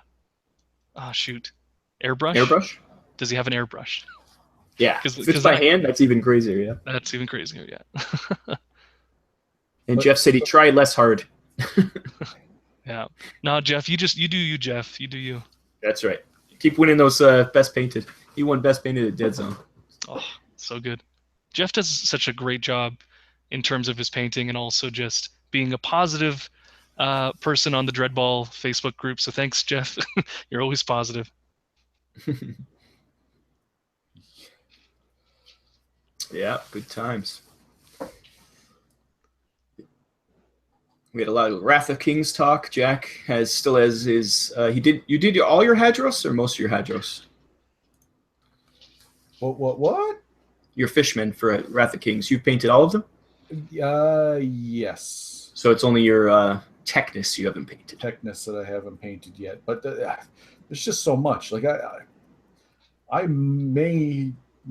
It may be Christmas time. We might be singing Old Lang Syne before I ever even get through from the Deadzone stuff we got to paint. Never mind like a wacky pig army that I picked up on as a larf. Well, and now you're painting Rune War, so it got shot to the top of your list. Prove it. Jeff is saying, what is Wrath of Kings?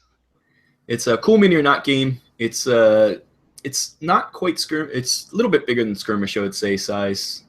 Yeah, I think they would call it like a warband size game, where it's not mass battle, but it's kind of that weird middle zone. It's got cool mechanics. We've never played the actual game, but nice book, nice fluff. I really like the fluff for that game. And yeah, it's the minis are amazing. That's why we backed it, really, is because we really like the miniatures. And yeah, the fluff, they have like a short story in the actual rulebook, and it's really well done.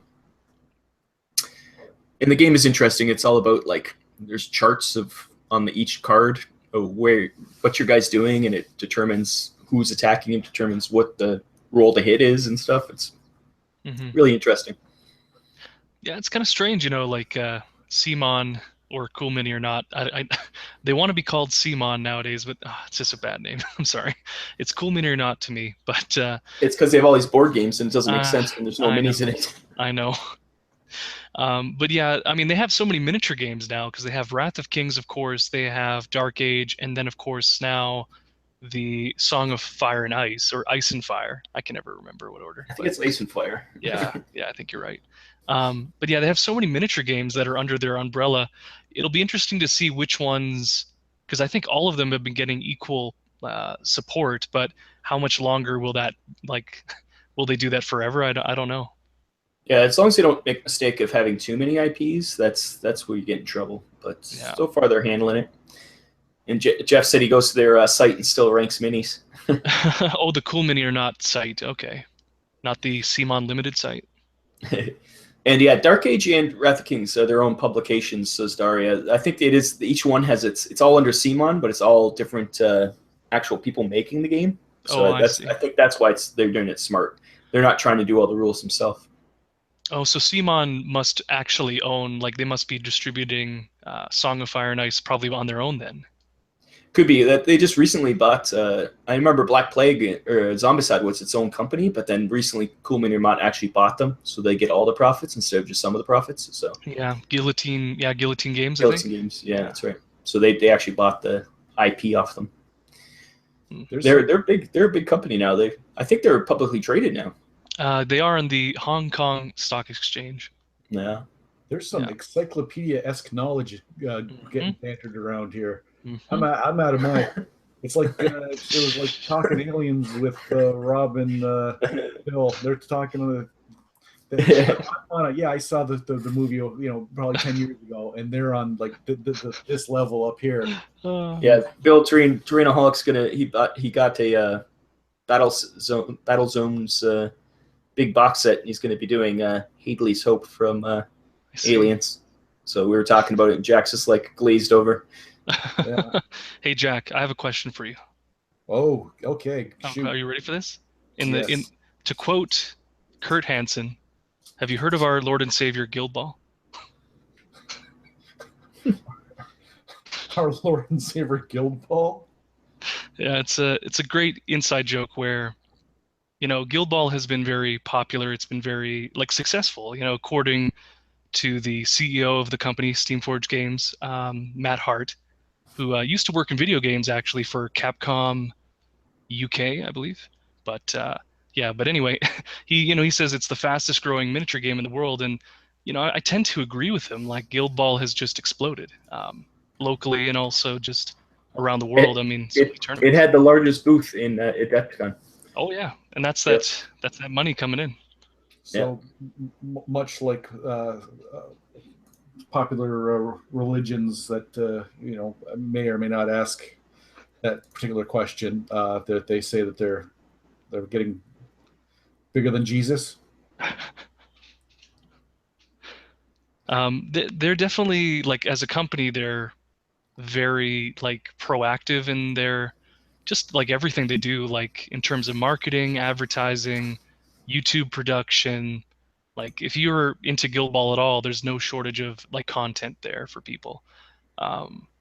And definitely, Guild Ball is a game. I kind of have a love-hate relationship with the game itself because, on one hand, the game can be very fun, but it's one of those games where if you're not keeping up with it, if you're not checking out the latest errata or the new models coming out, and you're not playing on let's say, if you're not playing a game at least once a week, it can be one of those games where you feel a little alienated because, again, you could get walked over by the person who knows what they're doing.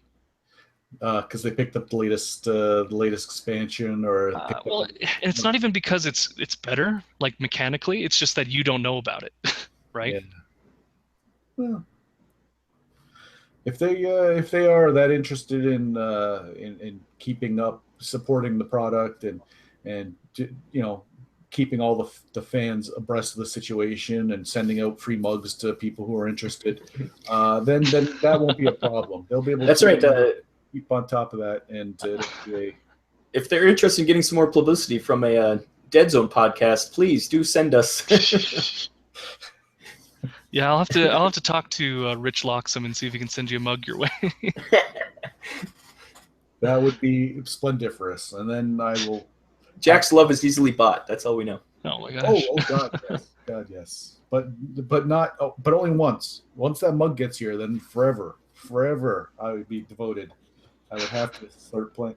You know what? I was looking at, there was the Brewers that looked good, and then there was the Morticians Guild. Yeah. And I liked the miniatures there, but for some reason there was the Fisherman's Guild, and I was looking, going, I don't know why. Those were the ones that they were speaking to me. I think Rob doesn't even know how much time I spent at that. No, I didn't know you were this into it, because I think we probably would have ended up buying it, because I've never seen you this excited about a game in my life. Yeah, well, thankfully I'm both space was not at a premium, and my cheapness. So you had a chance to play a demo of the game? No, Jack just stood around. He didn't actually play a demo. So I guess I can kind of, do you know anything like in terms of like how the game, like what does what, or like did the guys, like when they were selling you the stuff, did they say this is the scoring team, or did they say anything like that? Oh, I watched the coach and his son do a couple rounds. Okay. And so I got to see them punting the ball around, and they were scoring points and attacking each other, and it seemed like it was moving fast enough. So Adam, you're talking smack about me. Oh yeah, absolutely. Absolutely. I get a message from Jack on the Facebook saying that Jack, you're talking crap about me, and I got to come defend myself. Hurry up. this is actually, I think misdirection. Adam was the one that was defending you. I think it was defending me and you. Jack that were the ones talking crap. Oh, is that how it is now? Oh, What good to was he see you, saying? Coach. What's up, Adam? What was he saying about me? This little. I can't remember. I actually can't remember. I'm just trying to think. I think we're just saying that you won the Deadzone tournament. Oh, right, the Deadzone tournament. Yeah, I was gonna jump on sooner, but I had to polish all my medals and all this stuff. Hey, that's important. That's important. Yes. Yeah, we say you're going to wear the medal like Tony Stark's chest plate. You're just going to have a hole in your shirt so you can see it. At all times. At all times. Yeah. So this is going on YouTube? We are currently live on YouTube, correct? And is YouTube Mooks and Adam, huh? That's it? Yep, and a lot of people in the chat. We're chatting away with lots of people. We got Daria, we got Rusted Beetle, we got Tarinaholic. Where's the Jeff Burbage? Where's the chat? On YouTube. You have to go on YouTube to go into chat. Oh, I don't want to go on YouTube. Yeah. Yeah, this was just. I've been sending the chat questions up onto the thing so we can talk to the people, anyways. All right. Well, that's So, Coach. Yes, sir. I hear you have played a few games of Guild Ball. Yeah. Any thoughts about it? It was all right. It was all right. It wasn't as I thought I was going to get a lot more wow. I do like the mechanics of it. I think it's pretty good, but I don't see myself picking it up. I know that you're a avid Guild Baller. Yeah, I mean, Guild Ball is pretty fun. I mean, I think what's appealing about the game is that over time, you just buy a new model and you can change how your whole team plays. And you're just swapping models out over time. And I think that part about it is why I think so many people have gravitated towards it, is because, you can only bring 6 players, but you have a team of 14 models you could choose from, right? So right, lots of options. Yeah, you know what? I think Andrew liked it a lot more than you did, didn't he? He seemed to be more into it. Did you? Maybe it was just the post demo glow. Yeah. So you want just like with Room Wars. Ooh, another game Adam likes. yay! I got it right here. Jack, the 2 best memes. Hey, we're live on YouTube. None of your memes. They're not safe for work. Yeah, I can't let them spread. No, you keep them close to your vest. You don't let that get out. That's comedy gold. I'll just say Georgie made him, and then he'll get shut down by the FBI. So You won't be flying on any flights. Do you guys want to hear the do you want to hear the Schultze story, like what really went down? Because Andrew was right next to him when it happened. Sure. Well, we got Jeff in the chat too, so Oh, okay. So, Yeah. he can cry about his destroyed mats when he spilled that drink. So please, Andrew, regale us on what happened with Tyler's. But I was right there. I was on his right hand. Like literally, I was standing right there when it happened. yeah, but Jack, you had a few in you, so it was That is definitely true. your recollection might be a little sketchy. I think it was when you guys were done playing, and then he goes, "We just need to pimp this board out," and then he hits the drink and it's spilled.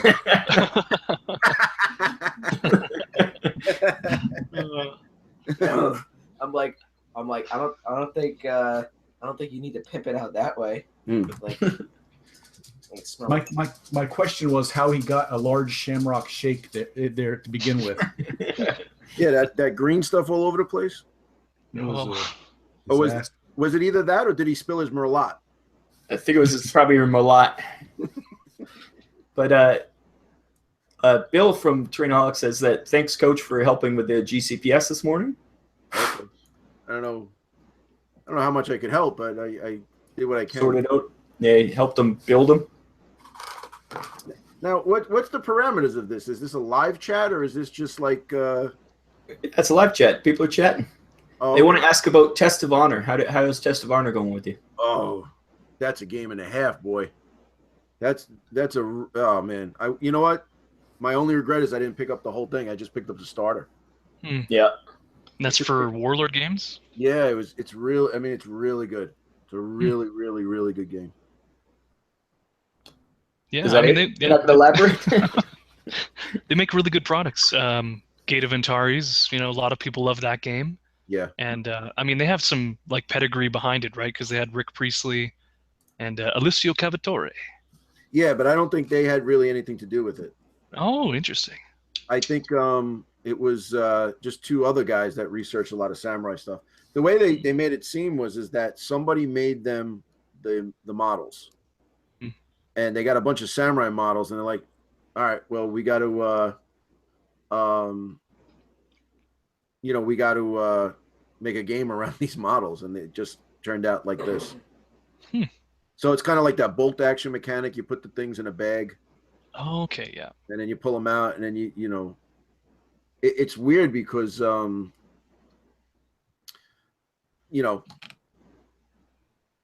it's weird. It's because that I've never played that kind of mechanic where you pull it out of the bag. And the thing is in a war game, you're like, okay, well, I'm gonna act. I have a plan. This guy's gonna go. This guy's gonna go. This guy's gonna go. Then when you pull it, it's like, now what do I do? Like what do I do now? Like, I wanted Keeps to you on your toes, kind of. Yeah, I wanted to do my samurai, but now I have to go a commoner, and then if that person's activated and he gets attacked, you can't defend. You're like stuck because you're already activated. So it sounds harsh, but it's actually pretty good. Yeah, Daria says that the minis were hard to build, but the game is pretty fluid.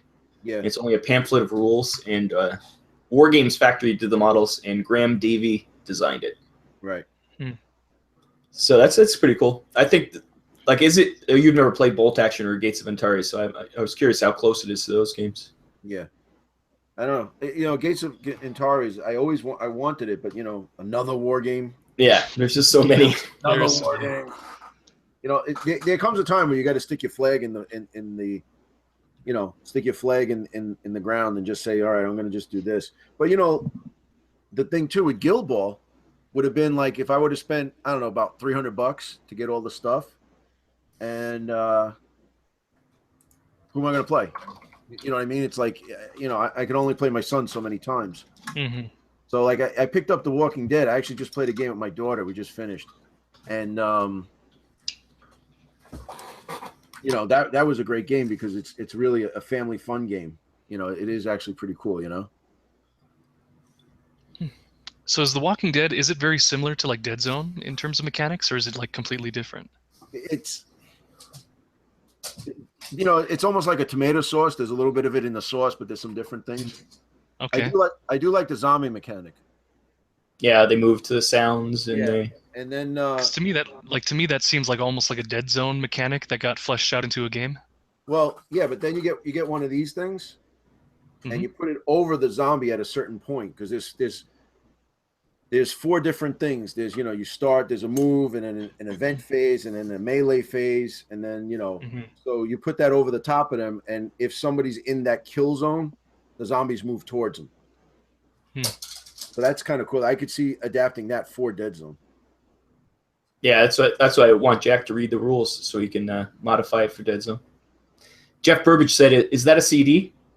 Is Jack there to get the joke?" Yes. I don't think Jack's even there. Yes, Jack, Jack. is that a CD? No, I'm back. What did I miss? Hopefully, no one of my inability to notice what technology is. wait, Dual Flower Games. That's Daria, right? Yeah. Dude, Linda, you got like 400 names, man. I can't keep up. Can't keep up. I don't know if Linda, I don't know if you're prepared for the large amount of sarcasm that's going on right now.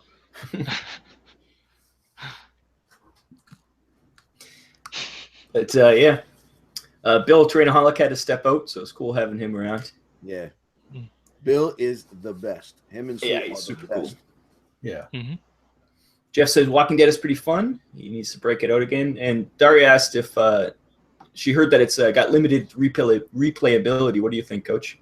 What's that? What do you mean? The replayability of Walking Dead. Do you think is it the same thing every time, or you think it? Well, Will it get old after a while? so is Monopoly. Yeah, well, that's true. True. But Monopoly sucks. So. But that is the truest sense of a board game. Well, every time I play chess, it's the same game over and over again.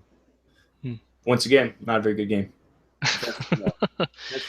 Chess do you feel like it changes though? Like the game, do you feel like each time you play the game, it's the same experience, but do you feel like it's exciting each time, or does it lose its excitement? No, I played about 10 of them so far, so it's been pretty good. But I could see some. You need to change the scenarios or something up. I could see some scenarios in there, different things. Yeah. Like with Test of Honor, it came with 6 scenarios to play. Yeah. And it builds. So we just played a game where it was 18 points, and then we just played a game of 21 points. Then the next mission is you can't upgrade, you can't change. You have to use the same guys. Mm-hmm. That's cool. How many guys are in Test of Honor? How many guys are on the board at a time? Well, it goes by points. So, like what size though? 10? Yeah. Well, like a samurai is worth 5. A lower samurai might be worth 4, and then commoners are worth 1 or 2, and then they have the base with the 3 guys on it, so that might be like 3 guys. Just looking at the website, it says the game is between 5 and 20 models on each side. Yeah, it could be. You could spam up some guys. Yeah, you could spam them out. You could have like your meat shield army. Yeah. Jeff is just mad that chess is out of print because he can't paint them. You can paint them. No, you just get the Star Wars chest and you're good to go. Whoa, there you go. I would, but Jack would buy it on the protest. And Rusted Beetle said he used to play Battle Chess on Windows 3.1. I remember Battle Chess. That's an oldie but a goodie. Yeah.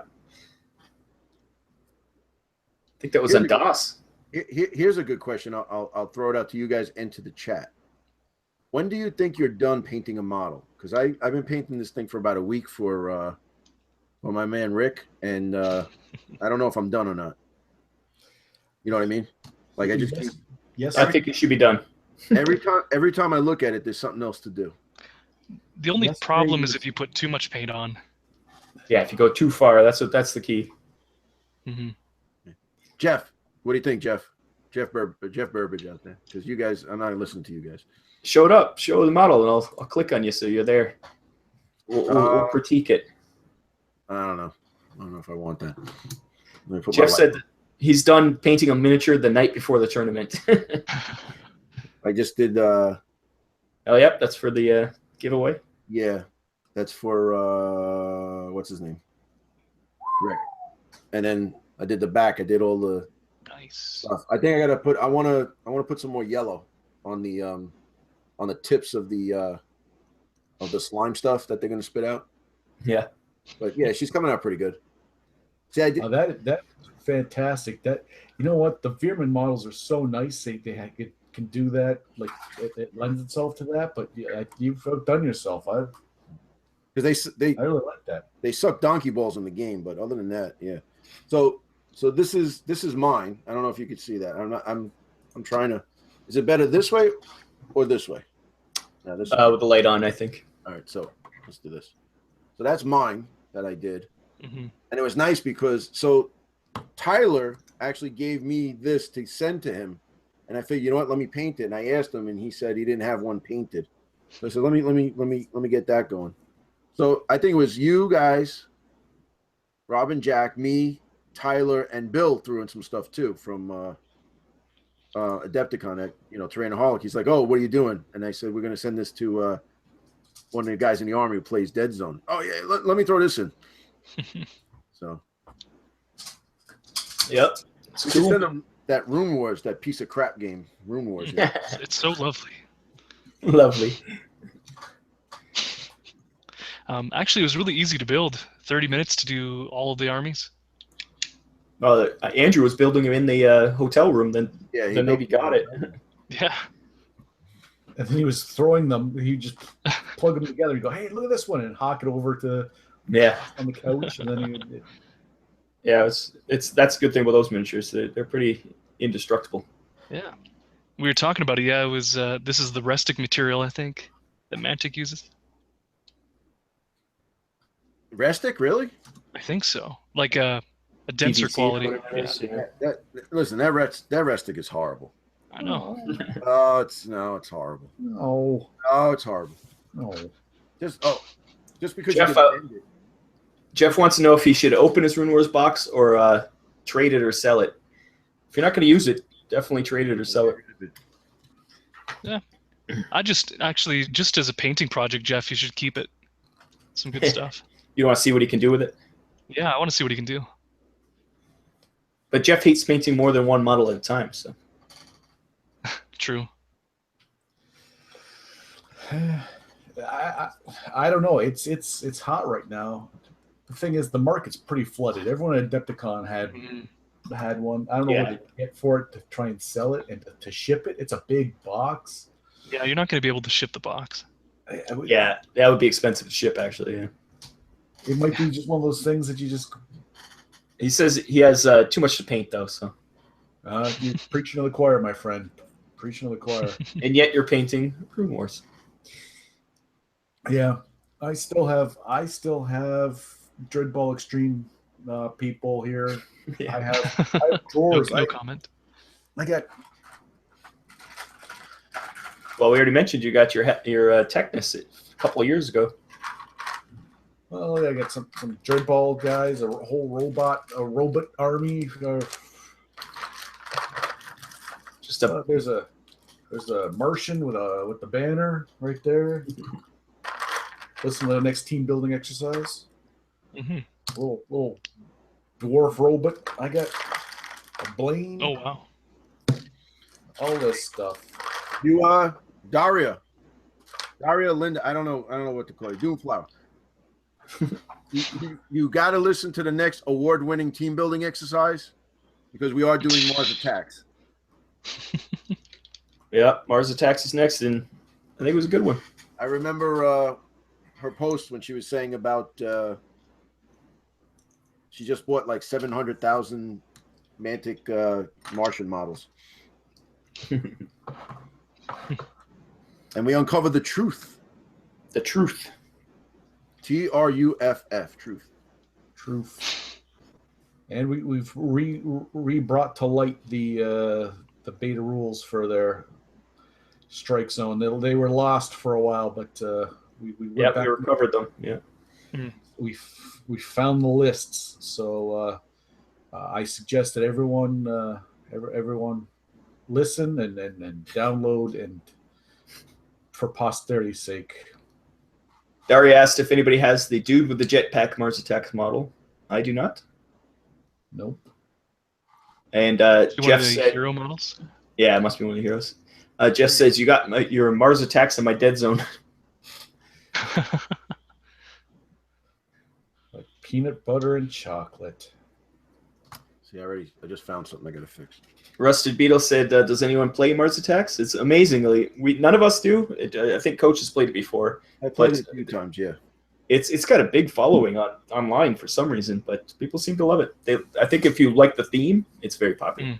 It's Dead Zone light. I don't mean that in a bad way. It's just it's like a watered down Dead Zone. A lot of models, like the first edition Dead Zone, right? Yeah. No. It's watered down first edition Dead Zone. Like that's what he's saying. Yeah, but I don't think there's no +1 for this. There's no +1. There's no height. There's no right. But yeah.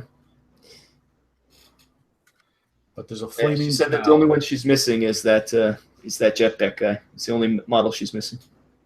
You can't get it from Mantic? You should message Community Pat, see if he's got one that's lying around somewhere. We've seen the warehouse.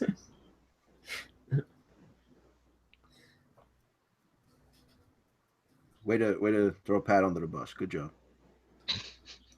Oh, he loves it.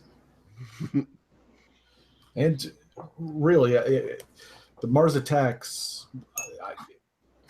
I'm quite confident that enough people purchased it. I don't know if it was a Kickstarter exclusive or what it was, but I'm sure you put the word out, we can get through the grapevine. It'll make its way somehow, some way. That's right. Someone must have that model out there to send around.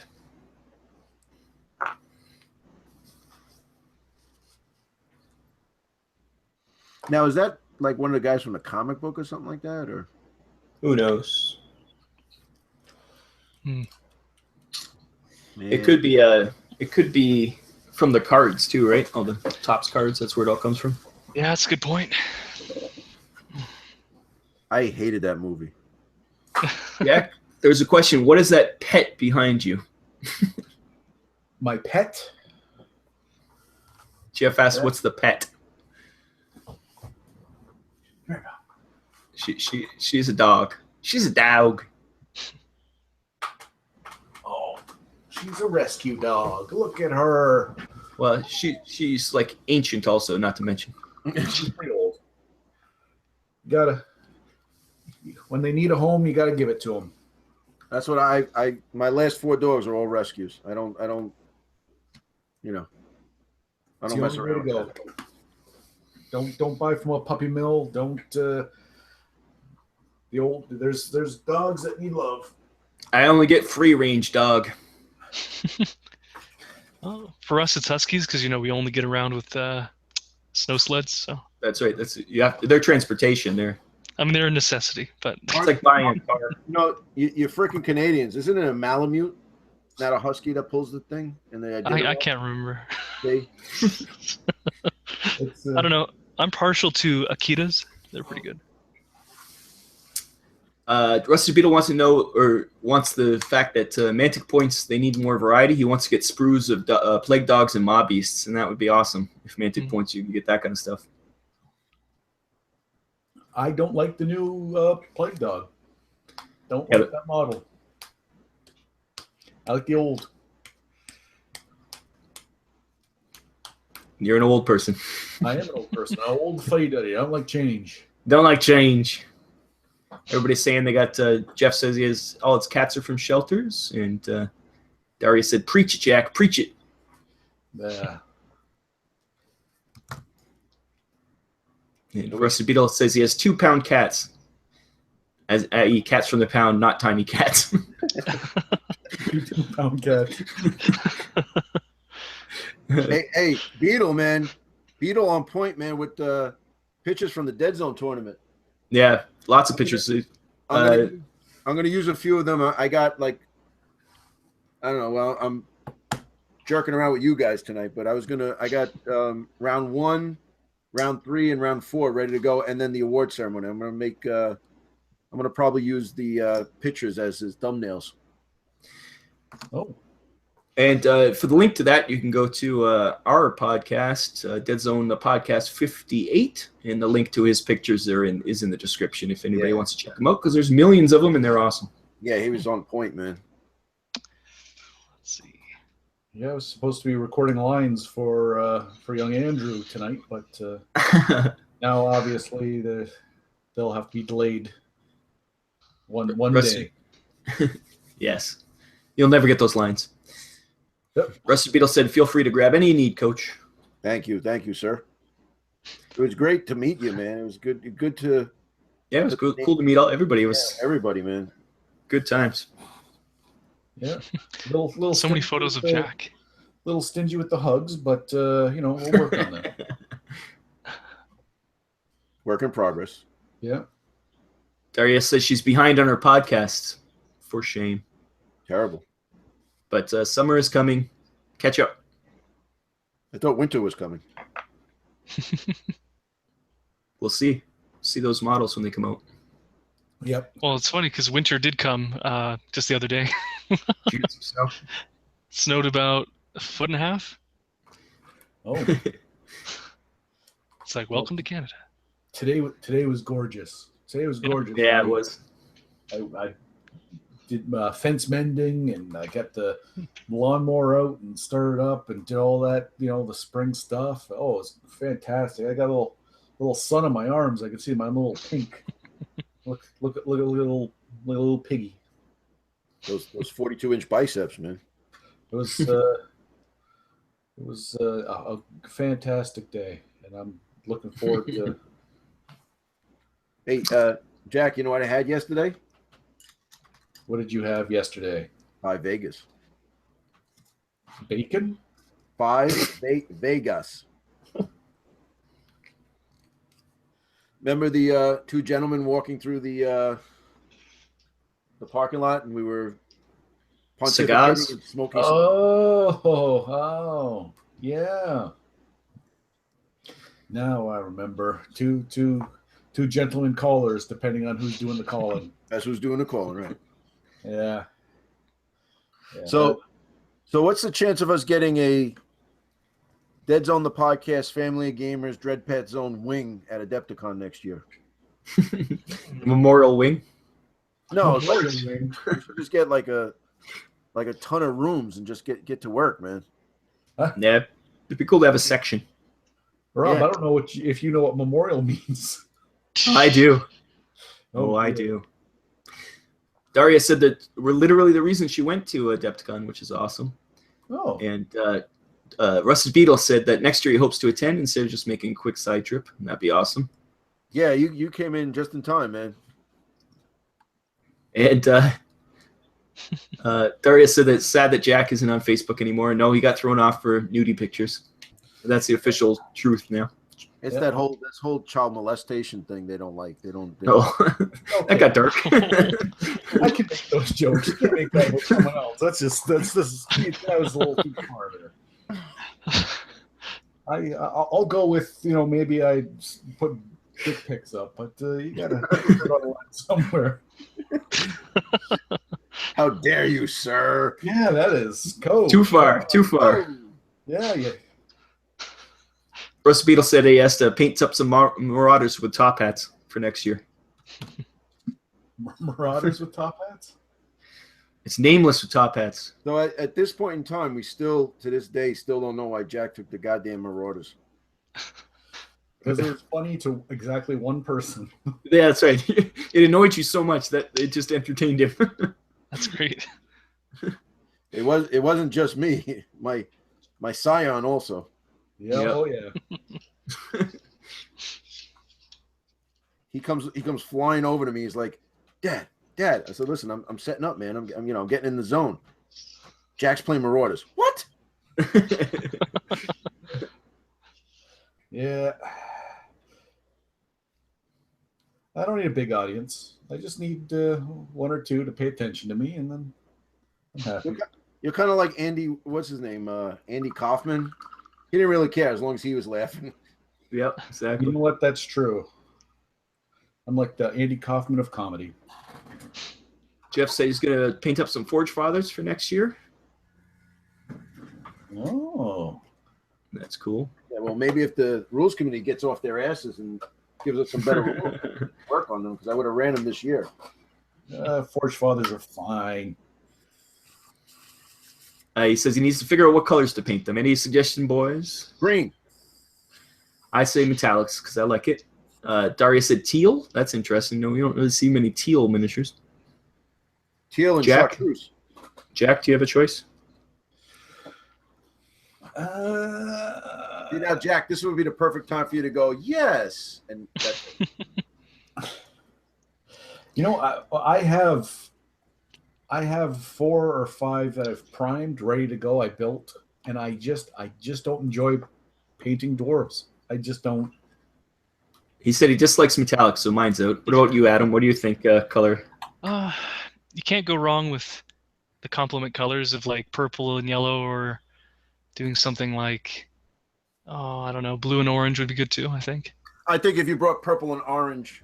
Purple and orange. Yeah, if you put purple and orange dwarves, I'd laugh my ass off. That'd be perfect. Purple and orange would be great. No, just go black and green. Black and green. He said green and blue. He said green and blue. Green and blue. No, I don't know. There's lots of great things you could do. Just depends on how you want to highlight them, I guess. Well, I did everything in green, and then I did Krestofson in like non-metallic metallic. Mm-hmm.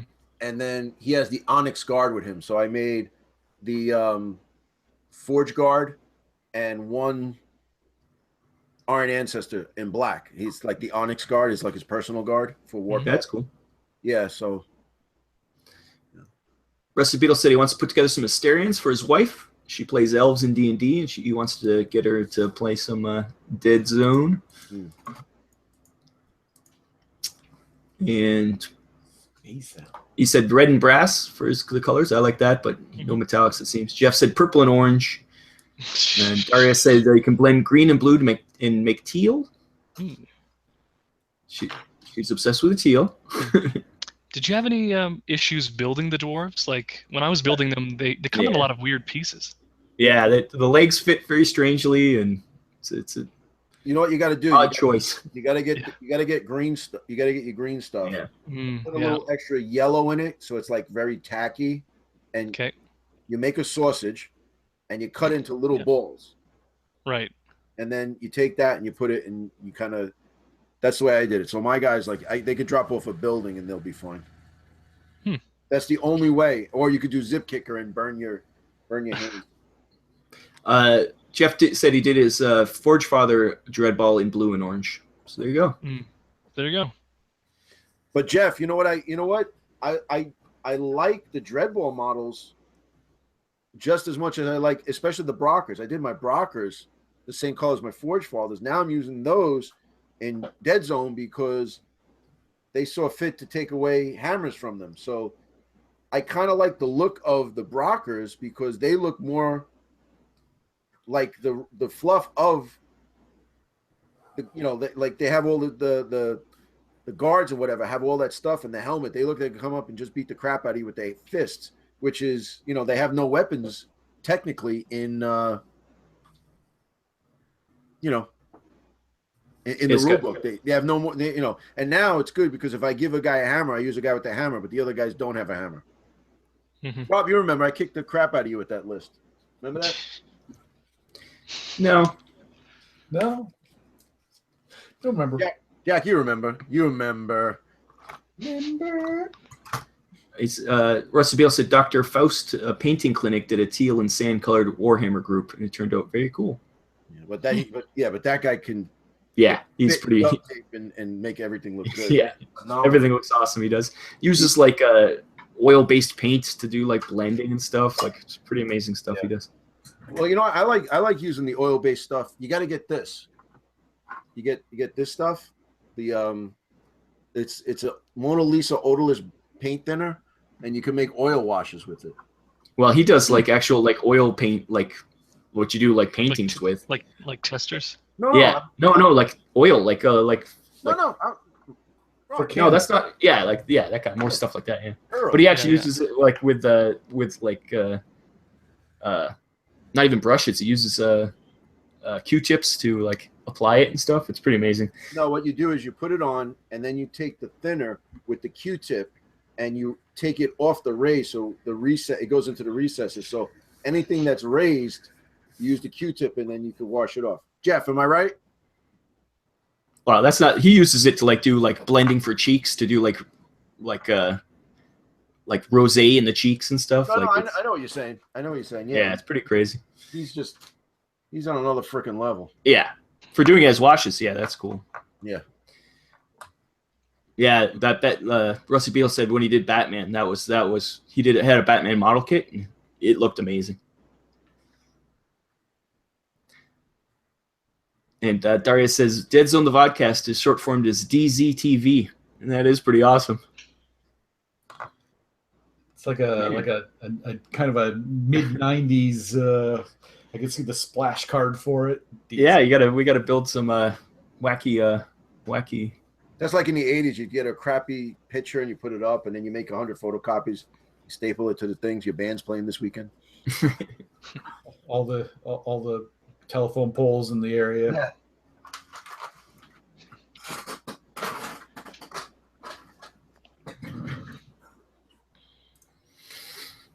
Good times. So, aside from watching us, what are people doing at home? Hopefully, they've got their paints out and they're painting along with us, or doing some sort of hobbying. Do something, man. Yeah. Rusty Beetle said that DZTV sounds like a strain of avian flu. That's us. It's like DayZ television. Spreading the virus. Avian flu. It's our middle name. That's going to be the new logo now. That's funny. Deadzone the Podcast. Avian flu is our middle name. That's a t-shirt. Nobody ever get it, but that's pretty fun. Hey, boy, you have the avian flu. That makes no sense.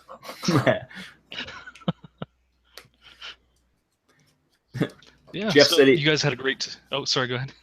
Jeff just said he's visiting his mother-in-law with his family for Easter weekend, so no hobbies for him. Oh. Darius said she's just chatting. He's at his mother-in-law's house, but he's hanging out with us. Good job, guy.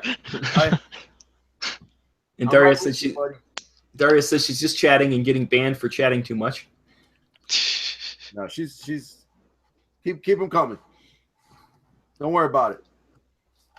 And yeah, she said, "You got it, Adam. It's Deadzone TV."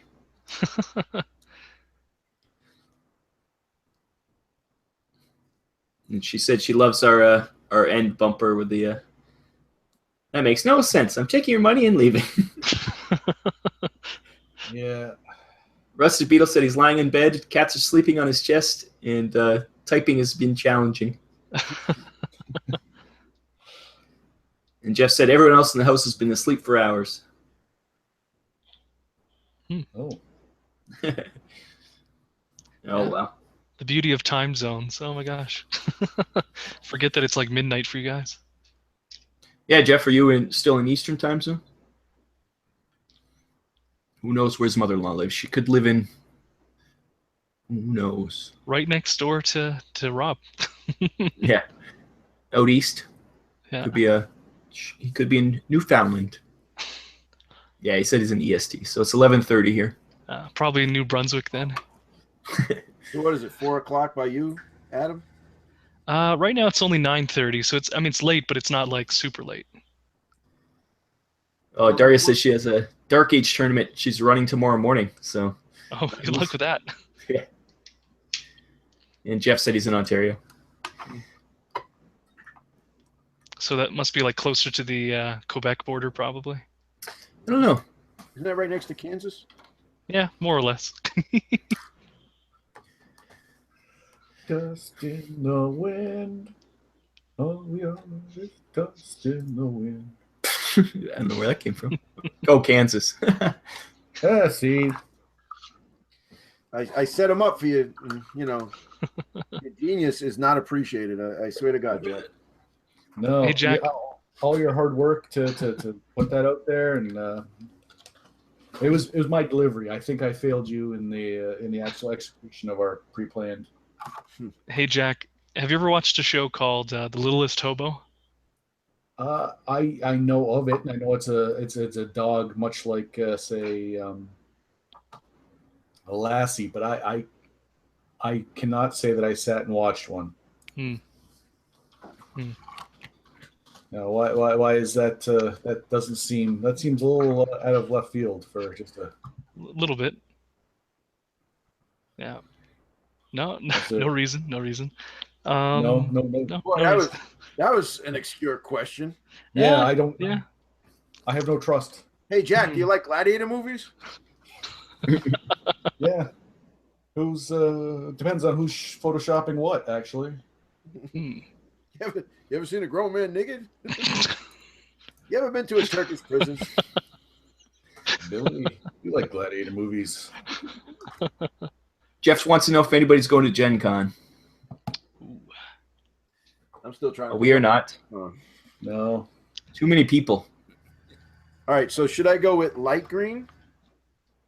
Should I go with dry tuft? Should I go with moss? I don't think moss is going to be good. And this is my favorite, mixed green. Gray base, red dude. Red and green always looks nice, so you can have a winner either way. Why not moss? Moss would go well with a rat. I wanted to like higher up. Tufts, yeah. Good The work. moss is, well, you know what it is. It's the moss is like a 2 millimeter, and everything else is 6 millimeter. Like Yeah. The moss is good, like on top of rocks and stuff, but not on your showcase mount. You know, I'm gonna go with mixed green. These are awesome. I don't know if you guys ever get these, the gamer's grass. They're so much better than Army Painter. Yeah, I've just been using GW's textured paint because you can do like cracked earth and stuff like that. No, I'm saying, you know, for the little. Oh, for the tufts. Yeah, you know, like Let's the old put guys tufts having on their those ears. bases. How the guys having their ears nasty. Yeah. I like dirt and stuff. I really put Okay. Yeah, it's pretty cool. grass on them. Yeah, Jeff says he doesn't use flocking either. Well, you know what? Then get the flock out of here. Family podcast. I said get the flock. See, it's a double entendre. Well, we already said that we at the very beginning we did have a viewer discretion or is advised because we're not sure what will happen when we're live. You were talking about me, right? No. We weren't even here at the time. I was thinking more Jack because Jack is a swearer. I haven't cursed yet. I mean, I said donkey bowls, but that's because I was talking about the Veerman. That's par for the course. That's totally acceptable. No, this whole episode is an impromptu gift from whatever gods you may or may not believe in, because it was just supposed to be a quickie test between Rob and I, and then Adam brought the magic, and after that, it is unfolded into what can only be described as a showcase. So you're saying that I upped the game. I'm glad to help you guys out. Yeah, you're That's just the exactly polish. Almost verbatim of what I just said. That is correct. Daria says she wants full flavored Jack. Oh! Family Gamer 777. She also said that you said it was a quickie with Jack and Rob. Oh. Is that the name now? Is that what you're going for? Adam, if you want, we could start another one on my channel if you want. Yeah, we can do that. Take care, guys. It's getting hairy in here, boys. Adam, Jeff wants to know if you're doing Strike Zone with Dreadball 2 when it comes out. Oh, I think that comes out November? Got a little bit of time. No, it's November 2020. 2020. Yeah. So Kingdom Death Monster will be out. Perfect. Yeah. So let me ask you guys. Yeah. Let me ask you guys, what's going on with Dreadball? Because I want to get back into Dreadball. Like, I'll be honest, getting ready for Adepticon, I was like, guys were coming over and they's like, hey, why don't we play this? I said, get that out of here. We're playing Deadzone. Yeah, but I want to play what? Get that out of here. We're playing Deadzone. And one guy's like, no, but I'm getting an X-Wing tournament. I don't care. You're playing Deadzone. You want to play X-Wing? Go to the freaking store and play X-Wing. Right. By the way, when we were making fun of when it's coming out, Jeff did say "fuck you guys." So. Oh. No, I can answer it though, Jeff, if you want, for sure. Taking time because, of course, school's just about over. Convocation is 2 weeks away, and I'm hoping once life settles down a bit, I'll look at the game again. It's just haven't had a play group to actually even do games with, right? So it's been really difficult to do, a gaming podcast when you don't even have people around to do that with. So that's definitely a big reason. But I'm hoping to have new episodes coming out before, hopefully before the summer. But if not, new Dreadball stuff. You said that last summer, Adam. Not for nothing. So I know it was a summer ago. I don't know. I think that's also kind of a reflection of the game too at the moment. Is there's not a lot of new things to talk about. Yeah. You have to wait till it's all set in stone and bring it out. Right. But everybody misses the old Strike Zone. Oh, thank you. It was good times. You said you might be doing one. You wanted to do one with Guild Ball and Dread Ball and Blood Bowl. Are you still thinking about that? Let's get all the balls in one corner and just all the balls in one. Let's just call it balls in the court. the balls podcast. Yeah, a bell of something. Bell of Lost Balls. Yeah, more or less. You could do like Tyler. You could do like. Oh no. Mix all their names together. Yeah. Guild Dread Balls. Or no, you got to go Blood Guild Ball. Yeah, Blood Dread Ball. No, you can't see. They're all ball at the end. That's fun. The bloody Guild Dread Ball. Russ the Beetle said, "Balls out." That's a good one. So the idea for that one has changed a bit. It's reworking the one podcast into, of course, still very much in the early stages, but the idea behind it is to kind of approach it more from theme. So like if you were to make a miniature game out of hockey, for example, how would you do it, right? So it's kind of that kind of goal of how I would do the podcast is kind of look around like what makes a game thematic, fun, interesting. And, for example, Thor Ragnarok, that trailer came out. How would you make a board game or a miniature game for that movie, right? So it's more of just an excuse to like get creative and to come up with weird random game ideas. Yeah, but you could also with your podcast, you could do whatever the hell you want.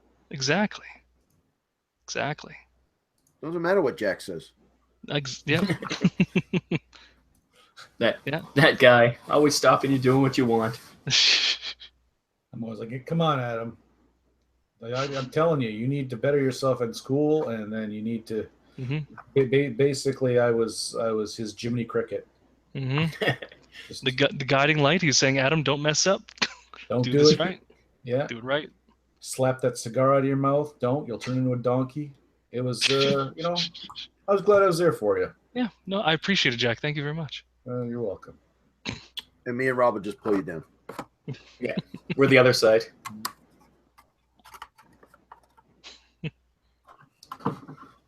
Yeah. No, it's been a pretty hectic year. I can't imagine.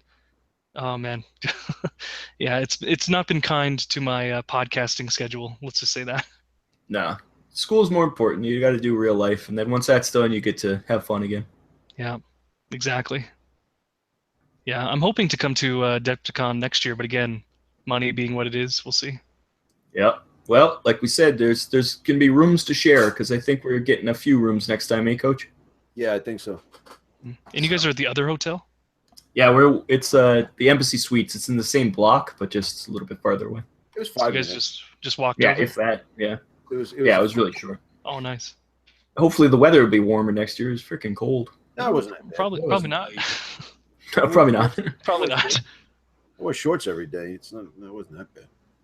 I did not mind the weather at all. No, it was fine. Yeah. Doesn't it snow every time though? Like when people leave Adepticon? It didn't snow this time, I don't think. No. That was just you. Just It's my just you. Waited just for you. Yeah. Oh, of course. Well, that I'll tell you what. That year, I got out of the shower, and I come into the room. It was Sunday, and I go, "What are we gonna stay here an extra day for? Why don't we just leave now? Like we'll go to the Adepticon. We'll hang out a little bit, and then we'll leave." And we're driving home. I don't know where we were, like in Ohio or something like that. And we stop at a rest stop, and they had like an iPad in the wall, and it was just this massive snowstorm on Chicago, and everybody's like, "Good idea, man. Good thing we left." Yeah. It didn't affect my flights too much, but it was a little stressful there for a bit, getting things rearranged. And Adam, would you go Geek Nation tours again? Was that something you would do, or would you try going on your lonesome? It's hard to say. I mean, I did it by myself last time with Geek Nation tours, and it was really an awesome experience. I mean, it's probably not super affordable for you guys because you are closer to the convention, but for me, there was a bunch of guys that I got to hang out with every night, and you got free dinner as well, and you were in the hotel that the convention takes place at, so I think it's worth it just for that. Yeah. I got to hang out with a bunch of guys too. It's true. Yeah. But again, this year though, with if you guys are doing a lot of rooms and stuff together, that's pretty good too. Free happy hour. That's all I'm saying. Yeah. Breakfast. And free breakfast. I don't real know. Breakfast. I miss my tater tots. I don't know if you could handle my snoring though. That's why I'm hesitant. Well, there was enough snoring. I think you just add to the chorus. Oh, nice, perfect, love it. Well, how was I, man? Was I bad too? Or? I don't know. You'd have to ask your son. We weren't in that room, so he sleeps right. He goes because he doesn't even hear it. He goes right to sleep. That's good. It's good. Yeah, Jeff said there was a guy from Germany that did Geek Nation tours that played Dreadball with him, and he said he really liked it. Oh yeah, I mean it's a blast because they have a couple different themed nights where you get to meet like Andy Chambers was there the year that I went, and we had dinner with Andy Chambers. Like that's kind of crazy when you think about it. Like all of these people who make the games that that we play every day. It's a real experience. It's nice to just even talk to the guy. I mean, like he worked for Blizzard for a long time, so I mean it was just it's crazy. And I mean it depends on what you want, I guess, because the Geeky Nation tour, if you're not interested in like the themed nights that they do or stuff like that, it's customizable. Like the cost can change based on what you want to do. So, it's not just a standard price. You're allowed to modify it. So that's kind of nice. Yeah. Yeah. But you never got to help build the Mantic booth like me and Jack were put to work for. No, that's an experience you won't have.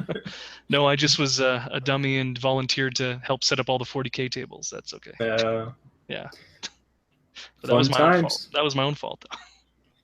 No, we set up the Clash of Kings, much to the Clash of Kings people's sadness, because it's all Deadzone people setting up Clash of Kings. We had no idea how much terrain should be on the board. We're just throwing it on in random places. Yeah.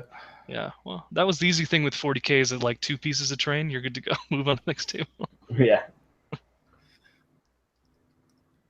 Yeah. No, Adepticon's awesome, but yeah, I'm really hoping that if LVO becomes a bigger thing, like $300 flight is pretty appealing. Yeah, but going to Vegas, even from New York, is like $150. It's like nothing. That's what I mean, but it's like $1,000 for me to go to like Eastern Canada. It's the worst. Take the train to Rob's house. You're driving 3 times this distance. It's only a week train ride. It's all right. We'll get there. Suck it up, Adam. I'm such a sissy. Just think of all the podcasting you could do in the meantime. Oh, forget on the train. On that rocky train. Yeah, on that real quiet, comfortable train we had. I mean, other than getting dragged off a United flight, I was okay. Second United joke this evening. Yeah. Well, somebody had to do it. I mean, you guys are dropping the ball here. It's they got it coming.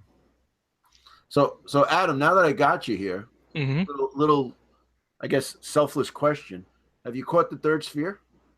I did. I watched, watched. I listened to the first 2 episodes, And I've really enjoyed it. Okay. Awesome sound quality, good content. I'm just, there's got to be more, right? Actually, Monday will probably be the new one coming out. Oh, nice. But we stepped away, and since Tyler and myself, Tyler and me did well in the tournament. We kind of break down each game. Oh, nice. The whole episode is just that. Okay. So then next podcast, we're gonna get back to. You got the models, you got a book, you got some terrain. Now what do you do? And we want to start really delving into Warpath.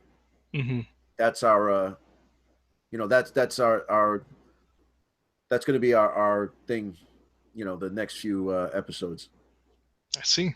No, I mean I've been enjoying all the episodes that have come out, and I mean you and him have a really good dynamic, so it's entertaining to listen to. So. Two alpha males trying to talk. Well, that's always the challenge, right, with podcasts is that, I mean, in theory, you can do whatever you want, but at the end of the day, it comes down to like, what are you talking about? Right. But also who your people that are listening are, right? Like, if your target audience loves that content, then that's perfect, right? Right. See, I'll tell you what, the easiest podcast for me is team building exercise. Yeah, those are fun to listen to. It's not even. We just say, all right, we're going to do this, and it almost like it writes itself. Right. It's the award-winning team building exercise. Award-winning. Yeah, get the name right. Jeez. Yeah. You heard about that? We won some awards, right? Did you? Well, I'll tell you. We'll tell you off camera about that. Don't worry. We don't like to brag. Rusted Beetle did say shout out for the third sphere, so there you go. You got another fan there. Nice. We really, what? I'll tell you what. It's a labor of love, man. We enjoy doing it. It's a lot of fun, and we're any stray thought about it comes into it, and we're messaging back and forth. It's cool. It's like, it's different than the videos because it's another type of media that we can use, because a video takes a long time to do. It really does with the editing and stuff. And then the podcast, you can, I mean, I'm not belittling the process, but it's easier to edit a podcast than it is to edit a video. It's just coming up with good content. That's the issue. Oh, absolutely. And video, like, it has the most risks associated with it, right? Because you want it to be visually engaging, right, and also good audio too, but it has the biggest payoff, right?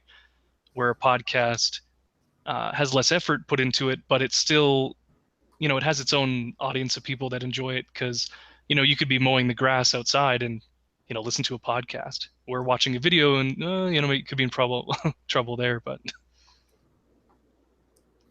it's been enjoyable. I've, it's been good stuff. And my only concern, of course, is that Mantic, they tend to, their attention seems to shift quite a bit between games. So my only concern would be kind of like what happens with Dreadball, where we're now like 8 months of no content. Well, you do what me and Jack do, and that's just BS our way through it. Right. We used to care. That was a couple years ago. I remember team building exercise before that started. I would always get a message from Rob. He says, "Hey, you want to be on Deadzone the Podcast?" I said, "Sure." And then we get on. I say, "You guys ran out of stuff to say. You're having me on." They go, "Absolutely." For extra content, yeah. You could fill up 2 hours in one shot. Because when I was on, there was 2 episodes and a 0.5. That's before we were learned to wrangle you. We stopped the rambling. The Taskmaster. Or we got you. You're on so much you have nothing else. You're like, okay, I've got it out of my system. At first, you're just like, I have so much to say. No, that's not true. Or you're saving it for your own podcast now. Is that what it is? What do we say, man? You saw me at Adepticon. You guys were falling asleep. Once this train started rolling, boy, never stopped. You guys went to bed, and I was up. Me and Andrew laughing our asses off watching, what was that, Ridiculousness or something. Yeah. Laughing. And then And then the wave of snores coming from the other room.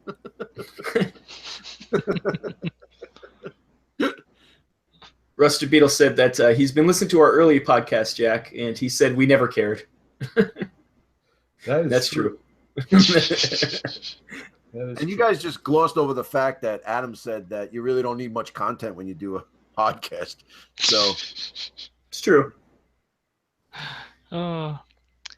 So, I mean, what do you guys get out of podcasting? So now that you've done it for a while, like what about it actually keeps you coming back to do new episodes? Sweet green. Oh, Yep. yeah. Yeah. Just the cash. I still didn't get my check from Deadzone the Podcast, and I still didn't get to meet Wintergreen. I'm kind of pissed off about that. You don't want to meet him. He's a jerk. He's not. Now, what do we get out of it? I think we get out especially after going to Adepticon, Jack. You've all these people saying how much you enjoyed it. I think that appeals to us. Yeah, if you really want to be serious about it, that's really just the social aspect of it, the community, and the it really does get highlighted when you go to Adepticon and get to talk to people, and when Jack does like a funny thing for one of our Patreon backers where he's being a medium and contacting his dead aunt, and then we meet the guy. That was Andrew Webb, right? Yeah, Andrew Webb, yeah. That was funny. He's like, you spoke to my dead aunt. Oh my God, it's you. Oh, it's Andrew Webb. Yeah. Oh, you're that Andrew Webb. Yeah, that's a chance, right? Hey, That's funny. Rob, you have the pictures from Adepticon you took at some place? I'm on the website. I have a picture I want to use. The one of me and Tyler playing? Yeah. Can you send that to me? Maybe.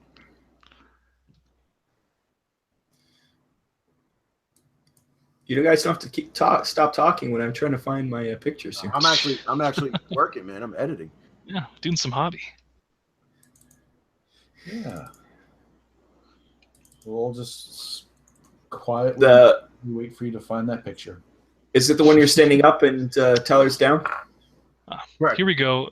We got a thing here. It says, I'd love to see more dramatized stories. The containment protocols have been a save for our recent trips from Rusty Beal. Yeah, we would too, but Mantic doesn't put any new ones out. We can't change them. And we will eventually. Also, trying to set that up, I know what Rob goes through. Other than me and my crew, who gets things done in a timely fashion. Right, Rob? That's right. You could joke all you want. You could laugh. I hear you snickering in there, Adam, but it's true. He sent me something. Who was the first one to get it back to you? Yeah, you took over the process. That's for sure. And then next to you, that guy, that mother scratcher right next to you, he didn't send you stuff. You said, I'm waiting for Jack to record stuff. I said, don't you live in your basement? The problem with Jack was that he recorded stuff and there was one line he missed and he refused to do it. And there was a point that I thought I would have to record as him, like just saying this one goddamn line. Yeah, it was a goblin line, and I must have missed it, or it wasn't in the type. Yeah, one of the two. Was, but by the time he was like, okay, I'm going to edit it, and like it has to come out within, I don't know, it was down to the wire when he was doing it, and then he was like, oh my God. So, and it just takes you know how it is, and I didn't know what the line was, so he had to send me the line. It turned into a whole fiasco. It's because you refused to do the line. That is not true. Let's not, Coach. I complained to you about him refusing to do the line, did I? Let's create a full story, a big, if you want to, fabricate some sort of mythical, saga, but I would disagree. Do you remember how many of those you recorded? Like how many episodes of 9. the story? 9 of them? Okay. Oh, it's 10. There's 10 of them. Oh, 10 of them, okay. Do you have a favorite one, like story-wise? Like not necessarily through acting, but like just the story that you enjoyed? Yes. He's not going to tell you which one it is, but yes. Good for you, Jack. This is good. Good job, Jack. Love it. Coach, your favorite's the one with Recon, right? Yeah, that's a good one. Jeez, I think Wrath is a good one. Yeah, that's what I was going to say. The Wrath one was entertaining. You know what's a good one too? It's nothing personal. The one with the orcs. Yeah. That was fun. Yeah. I like the fact that my wife was just tearing Jack a new one. Because he was Ivan Slavic, get in here. Because I've been on the receiving end of that tone. Rusted Beetle said, how often do Jack and I record? And how do we do it if we're in different locations? Sometimes we do it live, but we do it over Skype. And how often? It's whenever we think of something that we can record. But we hope to do it like at least once a month, but sometimes it's more often. Each one's recorded separately. It's not like we do a bunch at a time. Yeah. Will you be starting a Kings of War podcast? No. The Countercharge they've got that one covered. I don't know, man. Gotta have competition. Need some contrasting opinions. Yeah. Ours would be just useless. And I think there's a couple other, there's probably one other, maybe two other Kings of War podcasts. Oh, there's tons. We would just be adding our nonsense into, we would just be muddying those waters. Nothing wrong with nonsense, Jack. We might have to start a Dreadball podcast. I hear there's open market for that. There has been a deficit in that. There has been. We'll do a Star Saga podcast. Narrative podcast. Yeah, maybe we could do like an RPG narrative podcast of us playing Star Saga. That'd be fun. Jack's like, no. No, you know what you need is a Dreadball Extreme podcast. Everything extreme. Jack's got all those models that he uses. You guys are all missing the mark. The Rune Wars podcast. Yeah, it's true. Yeah. But every hardcore person's going to jump on that one. Rune Wars. Yeah. Yep. What else? We just got a question here. Oh, Daria said, yeah, we have 68 podcasts. We've been doing it for a while. There's actually, with the 0.5 episodes and all the team building exercise, I think in the summer sometime, we're actually going to hit episode 100, like of all the different ones together. But let's take a look. It's too much math. I couldn't figure it out. I would have to count. Do a special episode. We're going to do like a very important. If we could actually figure out when our 100th episode would be, we could, but there's so much crap. Oh, someone earlier asked if, Jack, you're going to be doing any of your Professor Jack hobby tips anymore. No. Not allowed. Not allowed. Not allowed. Well, I think you tried to do one and then you got frustrated and you're like, screw this, I'm not doing it anymore. I get paralyzed by perfection, and I'll do something and I want to do it at least to a passable standard, and then I just go, oh my God, what, you look like a buffoon. Why? I look and I go, you look terrible, you sound terrible, you've got the charisma of a German mad scientist. That's just and then I just wish someone would come and eat my soul and just spare me the indignity of living. And then I really start getting down on myself. And then you get sad. then it goes to a dark place I don't even want to. Then I just bitching and whining already. Just record something. So then I just put it away and that's it. See, Rusted Beetle said if you get another Professor Jack, we need more lighting. And that's the. Mm-hmm. And I'm in the dark now, so you don't see how dirty my room is. That's why the lights are pretty much off. You see this thing? This thing? Yeah, it looks expensive. No, it's like $40 Amazon. Yeah, we could invest. Hey, a new Patreon goal. Hey, you lights. You spent a crap ton of money last night. No, I never spent. I never bought anything. I never did end up buying anything. I was planning on buying Fireforge Games. I was going to get some Templar Knights to make a Brotherhood army, but I never did. I never pulled the trigger because I'm like, I have too much already. So. And there's comic books to buy. What do you buy for comic books? I back when I was a kid, I used to have a lot of X-Men comics, and then I sold them when I was stupid.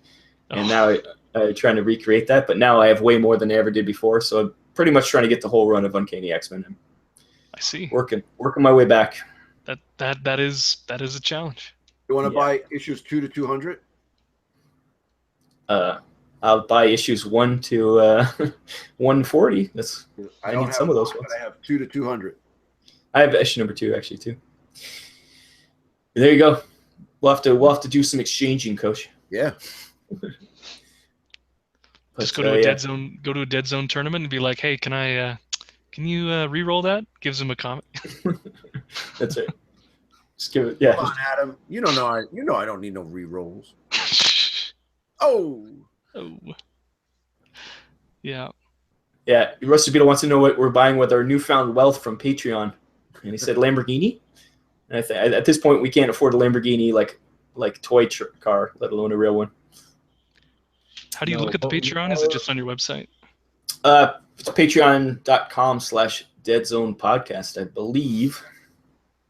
Okay. Oh, you have 51,000 downloads. Good stuff. Oh, it says you have 111 episodes. Oh, there you go. But I think some of those are not on your website. You guys are terrible. Adam figured it out in 2 seconds. Just went to the website. You guys are ridiculous, man. That's My great. goodness. I'm associated with you guys on the protest. I swear to God.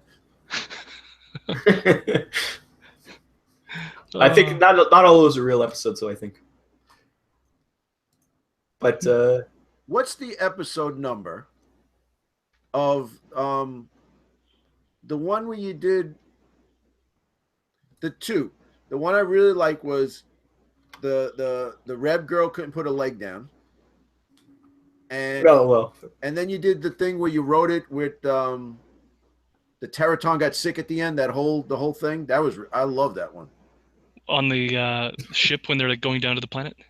Yeah, but not Containment Protocols. The one like Rob and Jack actually. Oh, that was actually part of. I don't know if we actually put those into Deadzone the Podcast feed? I think that was like an ad. Those are Vinland Old Time Radio ones. I think we actually did put them in the feed. No, because I didn't. Because at the time I didn't know about Vinland Old Time. Yeah, I think we put them into the Deadzone feed, but they were skits.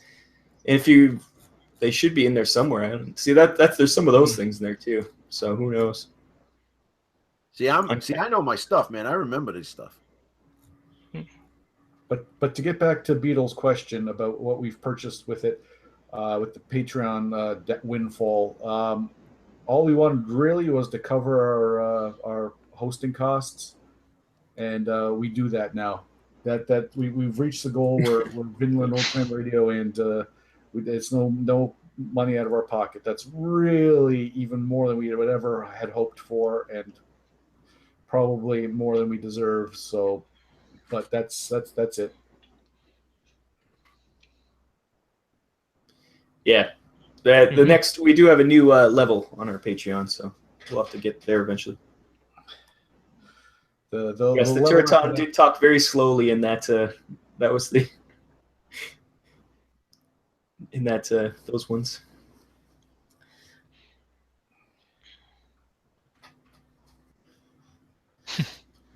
Yes, our Patreon. We have some nice levels. It's mostly as to entertain ourselves, but it's nice that we can actually pay for our hosting, which that's pretty good. Yeah, takes away some of the burden of doing this. Didn't know it was a burden now. You don't have to edit all this crap. That's true. That is true. Not some of it I have, but you're the editing slave tied to this computer.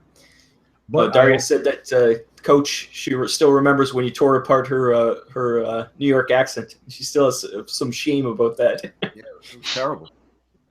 Oh, she's heading out. So have a good night. Have fun at your tournament tomorrow. Good luck. I think we should probably call it quits pretty soon too. It is midnight now. Yeah.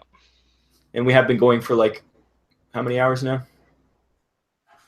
At least 3 hours, something like that. Oh So. wow, really? that much time? Yep. So let's just call it a quit. Thank you everybody for listening on the YouTubes and chatting with us. We'll do it again sometime. I'm sure we can schedule it to be something we do once in a while. We have to do Deadzone monthly still. This was more of a impromptu talking about anything kind of thing. Yeah, we got to do another monthly. Well, we did 3 last month. Yeah. So, but fun times. So thanks a lot. Say bye-bye, everybody. Bye-bye, everybody. Oh. Take care, everybody.